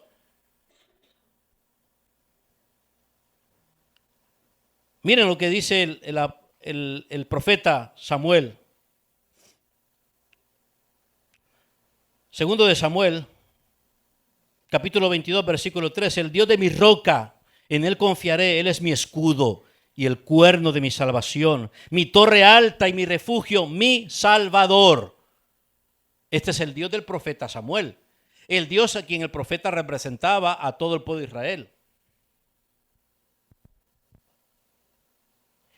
Y noten ustedes en el Salmo capítulo 106, Salmo 106, todo el Salmo 106, ¿qué se destaca de Dios, hermanos? ¿Qué se destaca de Dios en su esencia, en su naturaleza? Que hasta se eleva un cántico, muchos cánticos acerca de Él. Versículo 1, aleluya, alabad a Jehová porque Él es bueno, porque para siempre es su misericordia. ¿Quién expresará las poderosas obras de Jehová? ¿Quién contará sus alabanzas? Dichosos los que guardan juicio, los que hacen justicia en todo tiempo. Acuérdate de mí, oh Jehová, según tu benevolencia para con tu pueblo. Visítame con tu salvación, para que yo vea el bien de tus escogidos, para que me goce en la alegría de tu nación y me gloríe con tu heredad. Y el poema sigue destacando los pecados del pueblo de Israel y su necesidad, por lo tanto, de la salvación de este Salvador. El versículo dice, lo salvó. Dios siempre ha tenido una participación única y singular en la salvación de los pecadores. Él nos salvó, Él nos salva, Él nos salvará. Esa es la confianza, Él es el que rescata. Nadie puede superar a este Dios Salvador. Aun y cuando nuestros pecados son muchos, aun y cuando nuestros pecados son causa de la ira de Dios, Él quiere salvar. Porque esa es su naturaleza. Y con toda la confianza en este carácter de Dios conocido, el poeta termina el poema diciendo, versículo 47, sálvanos, Jehová Dios nuestro, sálvanos. El Dios de Israel era por conocimiento propio de ellos el único Salvador. El único Salvador. El profeta Isaías, capítulo 33, versículo 3 y verso 11, dice, yo soy Jehová tu Dios, dice el Señor a través del profeta, yo soy Jehová tu Dios, el Santo de Israel, tu Salvador, fuera de mí no hay quien salve. Fuera de mí no hay salvación y fuera de mí no hay Salvador. No hay salvación fuera de mí, ¿saben por qué? Porque no hay otro Salvador.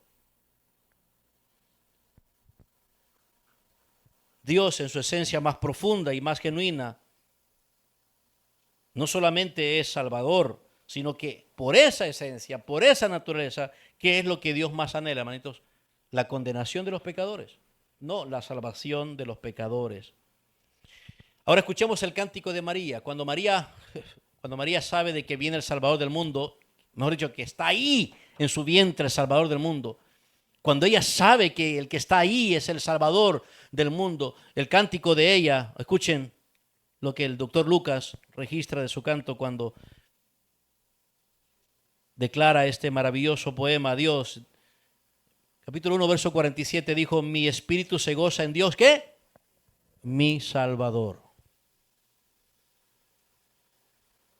Dios, me imagino a María, no dice la Biblia así, pero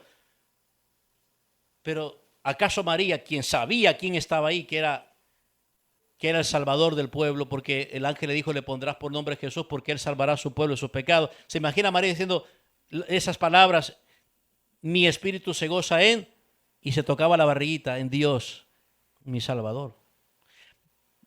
De paso, María necesitaba el Salvador. María no fue inmaculada. Ella no es corredentora. Es una criatura también que admite y reconoce al Dios que salva. Y ello reflejó ese sentimiento profundo de todo verdadero judío en el Antiguo Testamento. Todo verdadero judío que clamaba a Dios por salvación. Todo pecador era llamado desde el Antiguo Testamento a poner su confianza únicamente en Dios como Salvador, porque solamente el Dios creador, el Dios del Génesis, el Dios de la historia, el Dios del universo, el Dios de Adán, de Moisés, de Abraham, de Isaac, de Jacob, de Samuel, de David, de Salomón, el Dios de nuestro Señor Jesucristo, solo Él es, ¿qué, hermanos? Salvador, capaz de salvar. Entonces, cuando vamos a orar por los perdidos, por los de afuera, de esta manera que hemos aprendido con las actitudes correctas, espirituales y los beneficios espirituales, vamos a orar centrados en el carácter de este Salvador y en las expectativas de este Salvador. Me explico, que nuestra oración no sea simplemente mecánica, Dios te pido por la salvación de ellos. No, porque cuando nos centramos en el carácter salvador de Dios, cuando nos centramos en el corazón redentor de Dios, ¿saben qué, hermanitos? Nos conmovemos. Nos conmovemos. Pero cuando nos centramos en el carácter de las personas por las que oramos, no nos conmovemos, sino que hasta la cara de orar ya me quitaron la ganas de orar, pastor. Pero cuando nos centramos en este Dios Salvador, en este Dios cuyo deseo sincero y su voluntad, dice el apóstol Pablo aquí, quiere que todos los hombres sean salvos. Todos. Por todos hay que orar. Todos los hombres sean salvos y vengan al conocimiento de la verdad. Eso es su deseo. Ese es su deseo, ese es su anhelo, que tengan a Dios como Salvador, no que tengan a otro Dios. Hermano, ustedes se sienten satisfechos, les da igual que la gente perdida, que la gente de afuera tenga otro Salvador.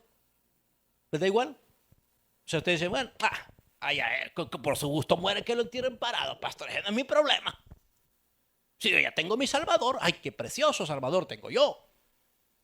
No podemos vivir así. No podemos vivir así. Debido a que Dios, nuestro Salvador, es el único Dios que puede salvar, que quiere salvar. Entonces, es obvio para Dios que nosotros querramos también la salvación de todos los hombres. De todos los hombres. Si Él es el Salvador nuestro, como dice el apóstol Pablo, nuestro Salvador, ojo con eso, Él no está diciendo nuestro exclusivo, sino que está diciendo el Salvador que es de nosotros. Es el Salvador que quiere ser el Salvador de ellos. ¿Se dan cuenta? ¡Ja! Los agarró el apóstol Pablo. Porque muchos dicen, este es mi Dios. El Dios mío que me salva. Y el de ellos, no, ellos no. No. Nuestro Salvador es para ellos también. ¿Me explico? Es para ellos también. Y tenemos que estar orando por eso. Y tenemos que estar orando por ello, procurando eso, buscando eso. Ese debe ser todo nuestro fin. Dios quiere eso. Y eso es lo correcto. Él quiere que sean rescatados, salvados. ¿Salvados de qué? Del juicio divino, como nos salvó a nosotros. Fuimos salvados, dice el apóstol Pablo. Escuchen esto, capítulo 1. Por misericordia, versículo 16. Pero también miren esto, versículo 16, pero por esto fui recibido misericordia, para que Jesucristo mostrase en mí, el primero, toda su clemencia, para ejemplo de los que habrían de creer en Él para vida eterna. Yo llego a un pecador, por muy malo y aborrecible, inmoral que sea, por muy pícaro que sea, por muy detestable que sea, yo llego a Él en una condición similar como criatura, pecador, y vengo a decirle, mira, yo soy un ejemplo de la clase de pecador que nuestro Dios salva. Yo soy un ejemplo. En otras palabras, no creas que Dios no te pueda salvar a ti. Y no solamente que creas que te pueda, es que Él quiere salvarte. Él quiere salvarte. Él quiere rescatarte, aunque tú no te percates que estás en peligro. Porque alguien puede decir, bueno, ¿y de qué me va a salvar Dios? Yo tengo una vida feliz y buena. O alguien puede decir, Dios me va a salvar, sí, de la pobreza, del cáncer, de la enfermedad. Sí, pero no ahorita. ¿Eres pobre? Sí, ya no aguanto la pobreza toda mi vida, mi papá. Dios te va a salvar de la pobreza, pero no ahorita. Pero sí te va a salvar de esa pobreza. Primero te va a salvar de tu pobreza espiritual. Te va a rescatar de esa miseria espiritual en la que vives. Y en el reino, cuando Él vuelva, tú nunca más vivirás en esta miseria de basurero que vives. El cáncer, Dios te va a salvar, pero no ahorita. Tendrás que dejar ese cuerpo, pero va a salvar tu alma para luego recibir de Él un cuerpo semejante al cuerpo glorioso de Él y vivir en su reino. Sí hay salvación plena en este Dios Salvador.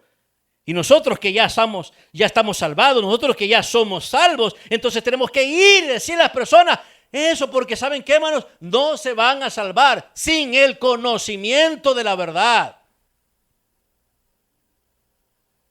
No podemos tomar una postura extrema de decir, bueno, si Dios sabe a quién va a salvar, si Dios ya escogió a los que va a salvar, pues entonces yo no me meto con Él porque Dios los va a salvar. Ya sea por mí o sin mí, a través de mí. Esos son posturas teológicas radicales. Si Dios ya eligió a quién va a salvar, si Dios ya escogió a quién va a salvar, entonces ¿por qué tengo que orar por ellos? Entonces ¿por qué tengo que buscar por ellos? ¿Por qué tengo que darles a conocer el conocimiento de la verdad? Porque la palabra de Dios dice. Porque nadie va a invocar al Señor para ser salvo, dice el apóstol Pablo. Nadie invocará, porque ¿cómo invocarán a aquel de quien no han oído o no han creído? ¿Y cómo creerán en aquel de quien no han oído? ¿Y cómo irán si no hay quien les predique? Ojo con eso, no que les modele un ejemplo, sino que les predique y a la vez le dé un modelo de vida. No es decir, bueno, ¿sabe qué, pastor? Ya, vaya, pues sí, voy a seguir evangelizando. ¿Cómo? No, voy a ser buena persona, que la gente vea mis buenas obras. No. Hay que predicar. Mientras oramos y nos cargamos el corazón con esta misma pasión del Salvador, del deseo de Dios.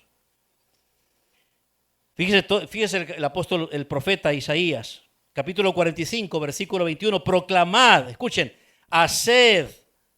hacerlos acercarse y entren todos en consulta. ¿Quién hizo oír esto de principio y lo tiene dicho desde entonces, sino yo, Jehová? Y no hay más Dios que yo, Dios justo y salvador.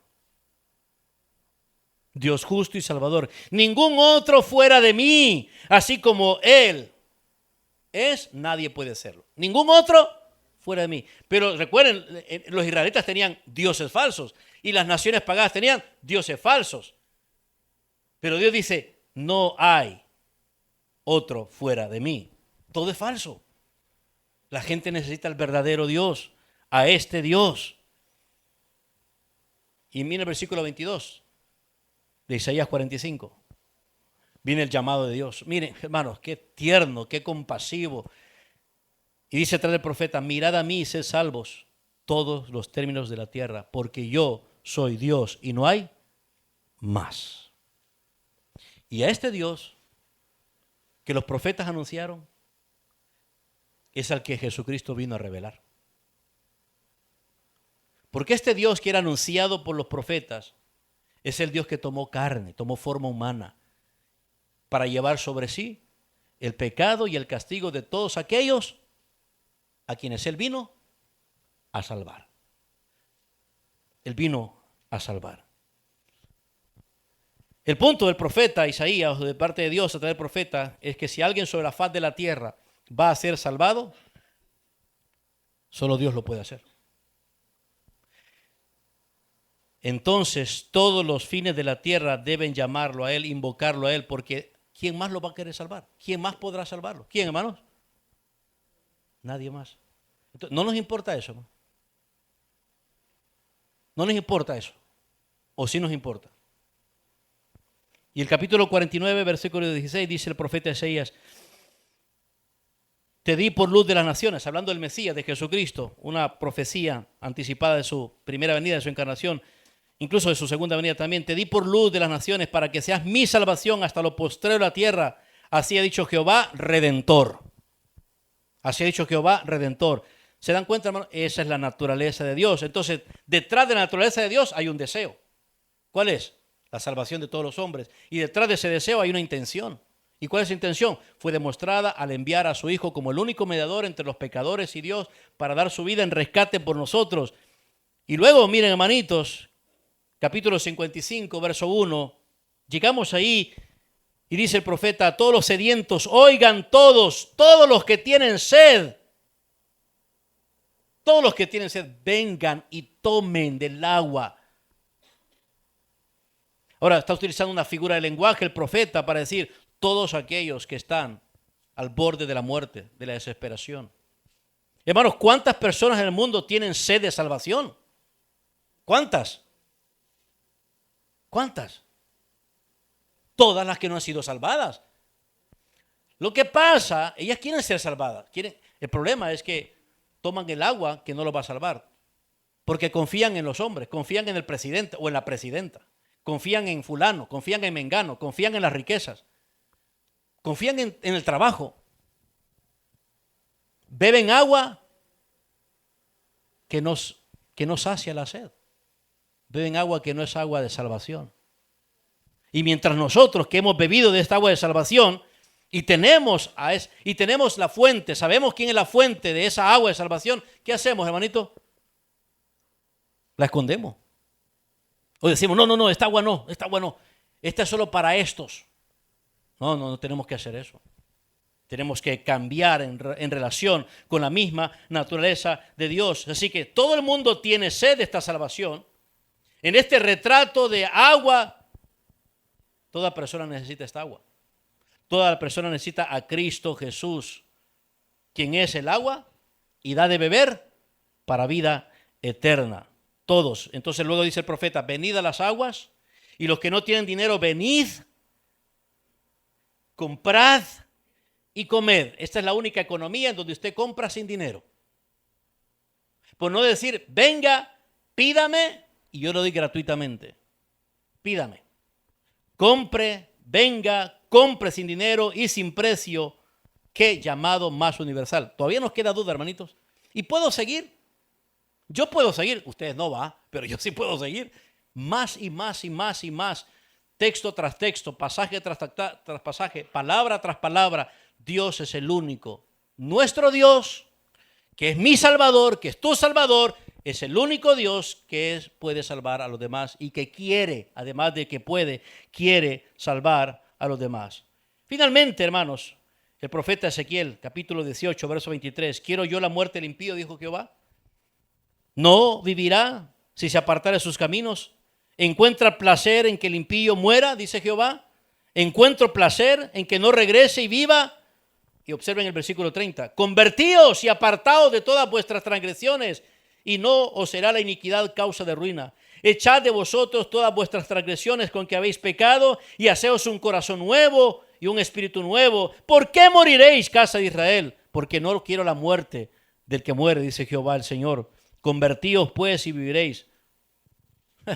Este es Dios rogando por la salvación de esos incrédulos israelitas. ¿En qué se agrada a Dios entonces, hermanos? ¿En la salvación o en la condenación de los pecadores? ¿En qué? Ninguna forma de pensamiento, ya sea teológico o de otra manera, que nos haga actuar de manera distinta a la naturaleza de Dios, hermanos, lo podemos soportar. Y mucho menos lo podemos tolerar. Nada más que esto es más importante que Dios quiera la salvación de todos los hombres. Por eso es que fuimos llamados a ser discípulos de Jesucristo. Por eso es que fuimos llamados a predicar el evangelio. ¿A qué, hermanos? A toda criatura, no a ciertas criaturas, sino a toda criatura. Por eso el Señor vino al mundo, fue santificado y consagrado y enviado al mundo para salvar al mundo. Dios es nuestro Salvador y quiere que todos los hombres sean salvos y vengan al conocimiento de la verdad. Así que, amados hermanos, ¿qué es lo que hemos estado aprendiendo?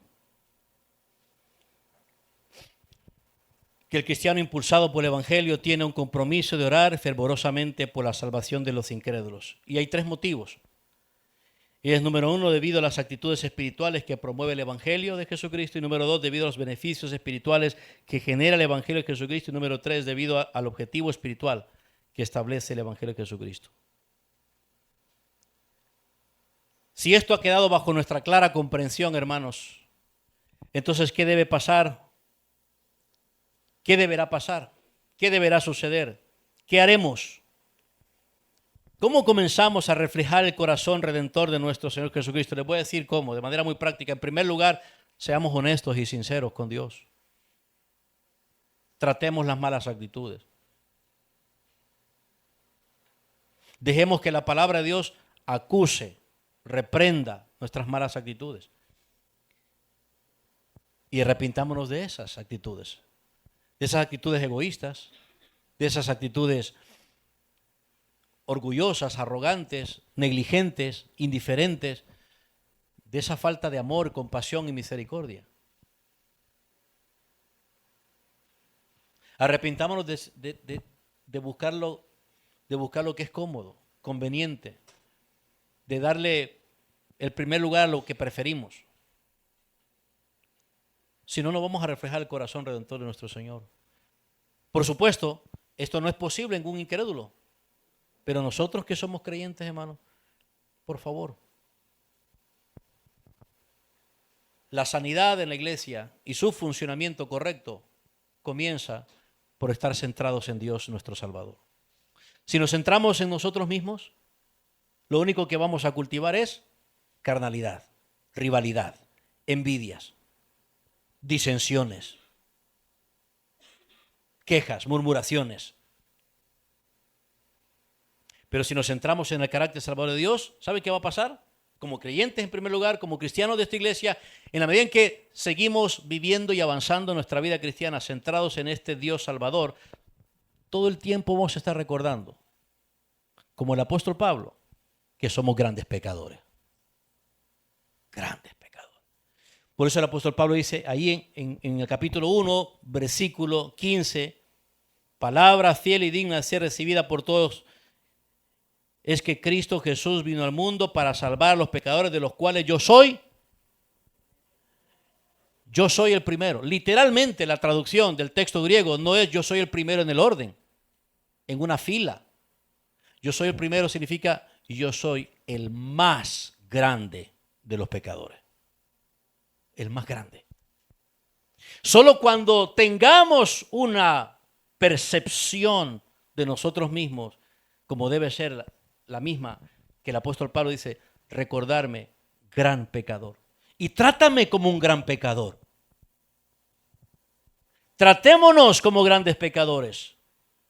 ¿Qué significa eso? Bueno, no significa que porque somos grandes pecadores vamos a ser indulgentes y decir, esto es un gran pecador.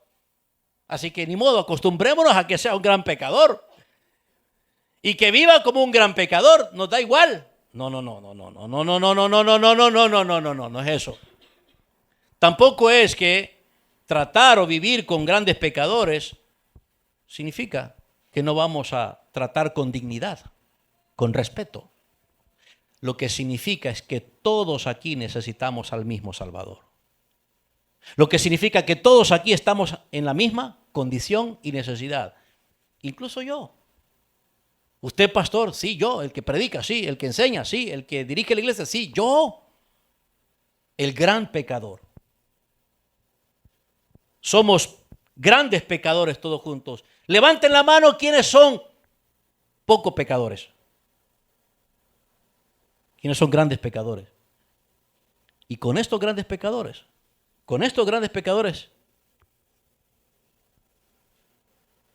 me voy a relacionar a través de este Salvador. Y con estos grandes pecadores vamos a funcionar como la casa de Dios. ¿Me explico, hermanos? Dice el apóstol Pablo, ninguno tenga un concepto superior de sí mismo que el que deba tener. Comencemos por ahí, si no, no vamos a reflejar el corazón redentor de nuestro Señor Jesucristo. Comencemos sacando actitudes arrogantes, orgullosas, vanagloriosas. somos grandes pecadores y por lo tanto, como grandes pecadores, grandes necesitados del Salvador y por lo tanto,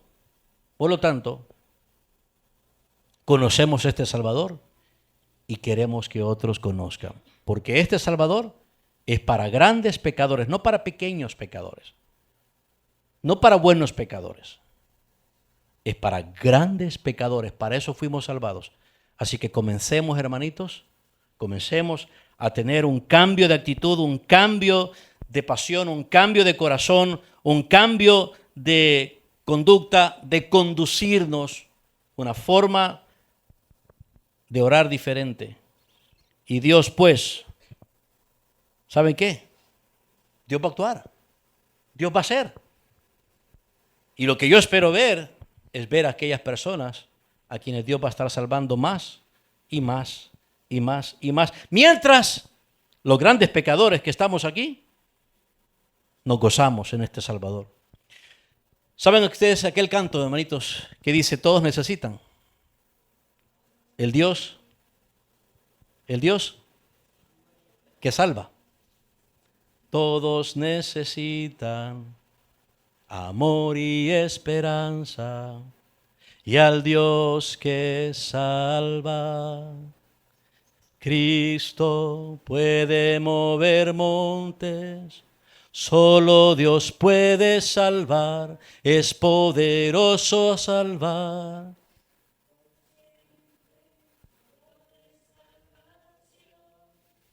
Jesús la muerte venció, Él la muerte venció.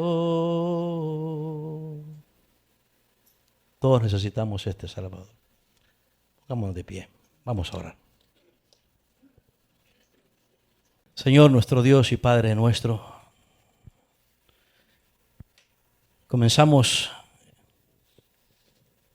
este sermón, este tiempo de tu mensaje, acudiendo y viniendo a ti, Señor, con peticiones de oración, con petición en nuestro corazón.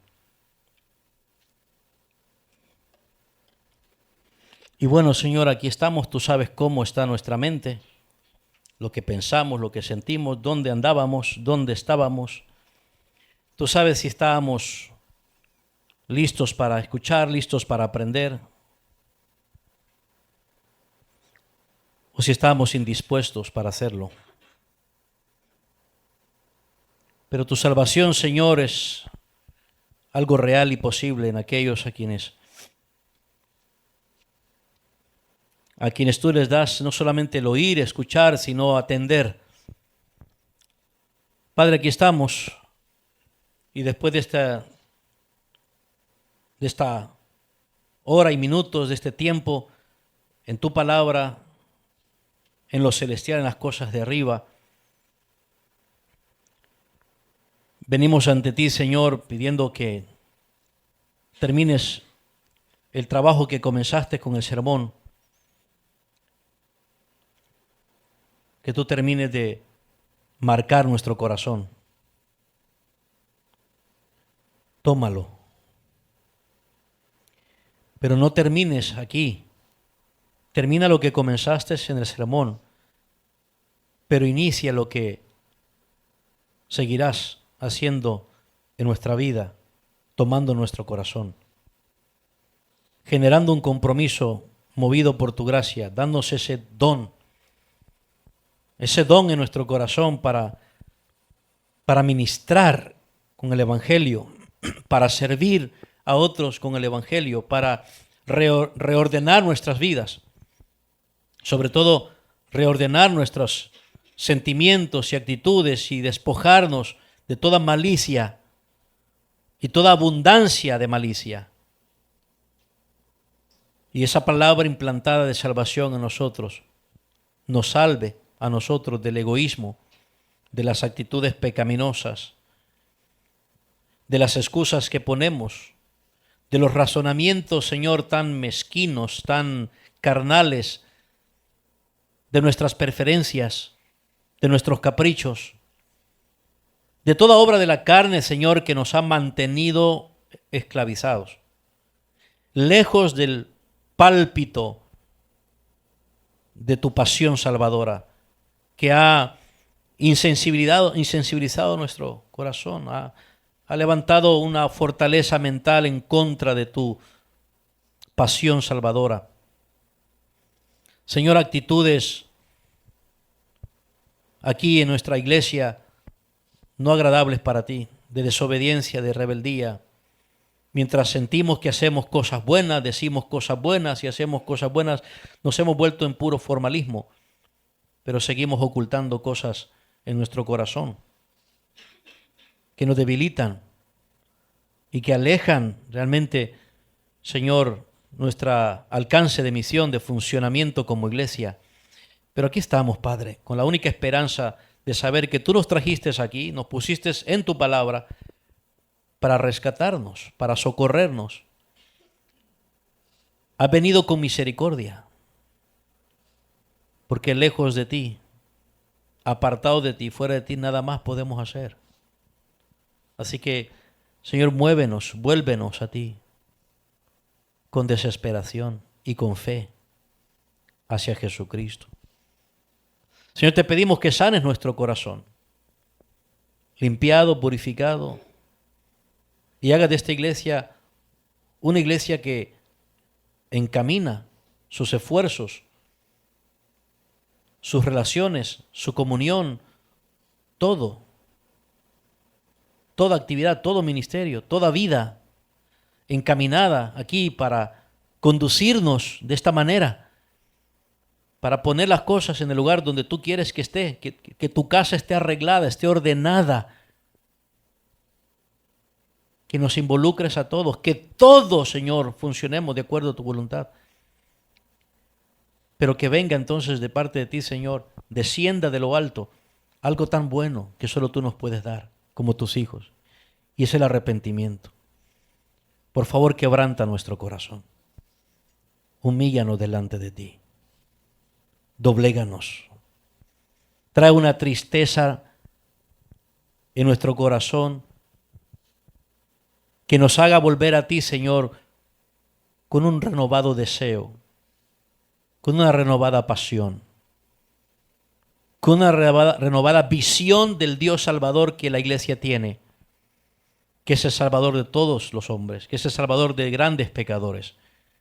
Que todos podamos siempre acudir a este gran Salvador que ha sido encarnado en Jesucristo. Y que todos vengamos ahí lo más rápido posible para que ahí se solucionen todos nuestros asuntos, todas nuestras necesidades, todas nuestras expectativas, todas nuestras ambiciones, todos nuestros anhelos, todos nuestros deseos. Todo, Señor, en Cristo solamente. El Salvador, nuestro Salvador. Y pedimos, intercedemos, oh Padre, por todos los rincones de la tierra, por gente, pueblo, personas, mujeres, hombres, niños, ancianos, que no son salvos. Oh Padre Santo, te suplicamos para que toda nación sea salvada por ti. Que en todo lugar invoquen el nombre del Señor Jesucristo. Haz que tu iglesia, Señor, esparza el conocimiento de la verdad en Jesucristo para que te invoquen. Para que invoquen a Jesucristo desesperadamente con fe en aquel que vivió, murió y resucitó y volverá por segunda vez. Es lo que te pedimos. Y aquí en esta mañana, si hay un pecador, Señor, que ha escuchado de que tú eres grande para salvar y quieren confiar en ti, oh Padre, tráelo a ti. No dejes que se pierda, no dejes, Señor, que se vaya sin haber encontrado en ti lo que su alma necesita y que solo tú le puedes dar, salvación en Cristo, eternamente y para siempre. Una salvación completa, una salvación que hoy inicia y que tú vas a completar hasta el final, y que él o ella pueda entregar por completos cuerpo, alma, mente, vida y todo en las manos del Salvador, que todo lo puede, que eres tú nuestro Dios. Oramos y te lo pedimos, oh Padre, y todos juntos deseamos esto, pidiéndolo en el nombre de Jesucristo. Y decimos: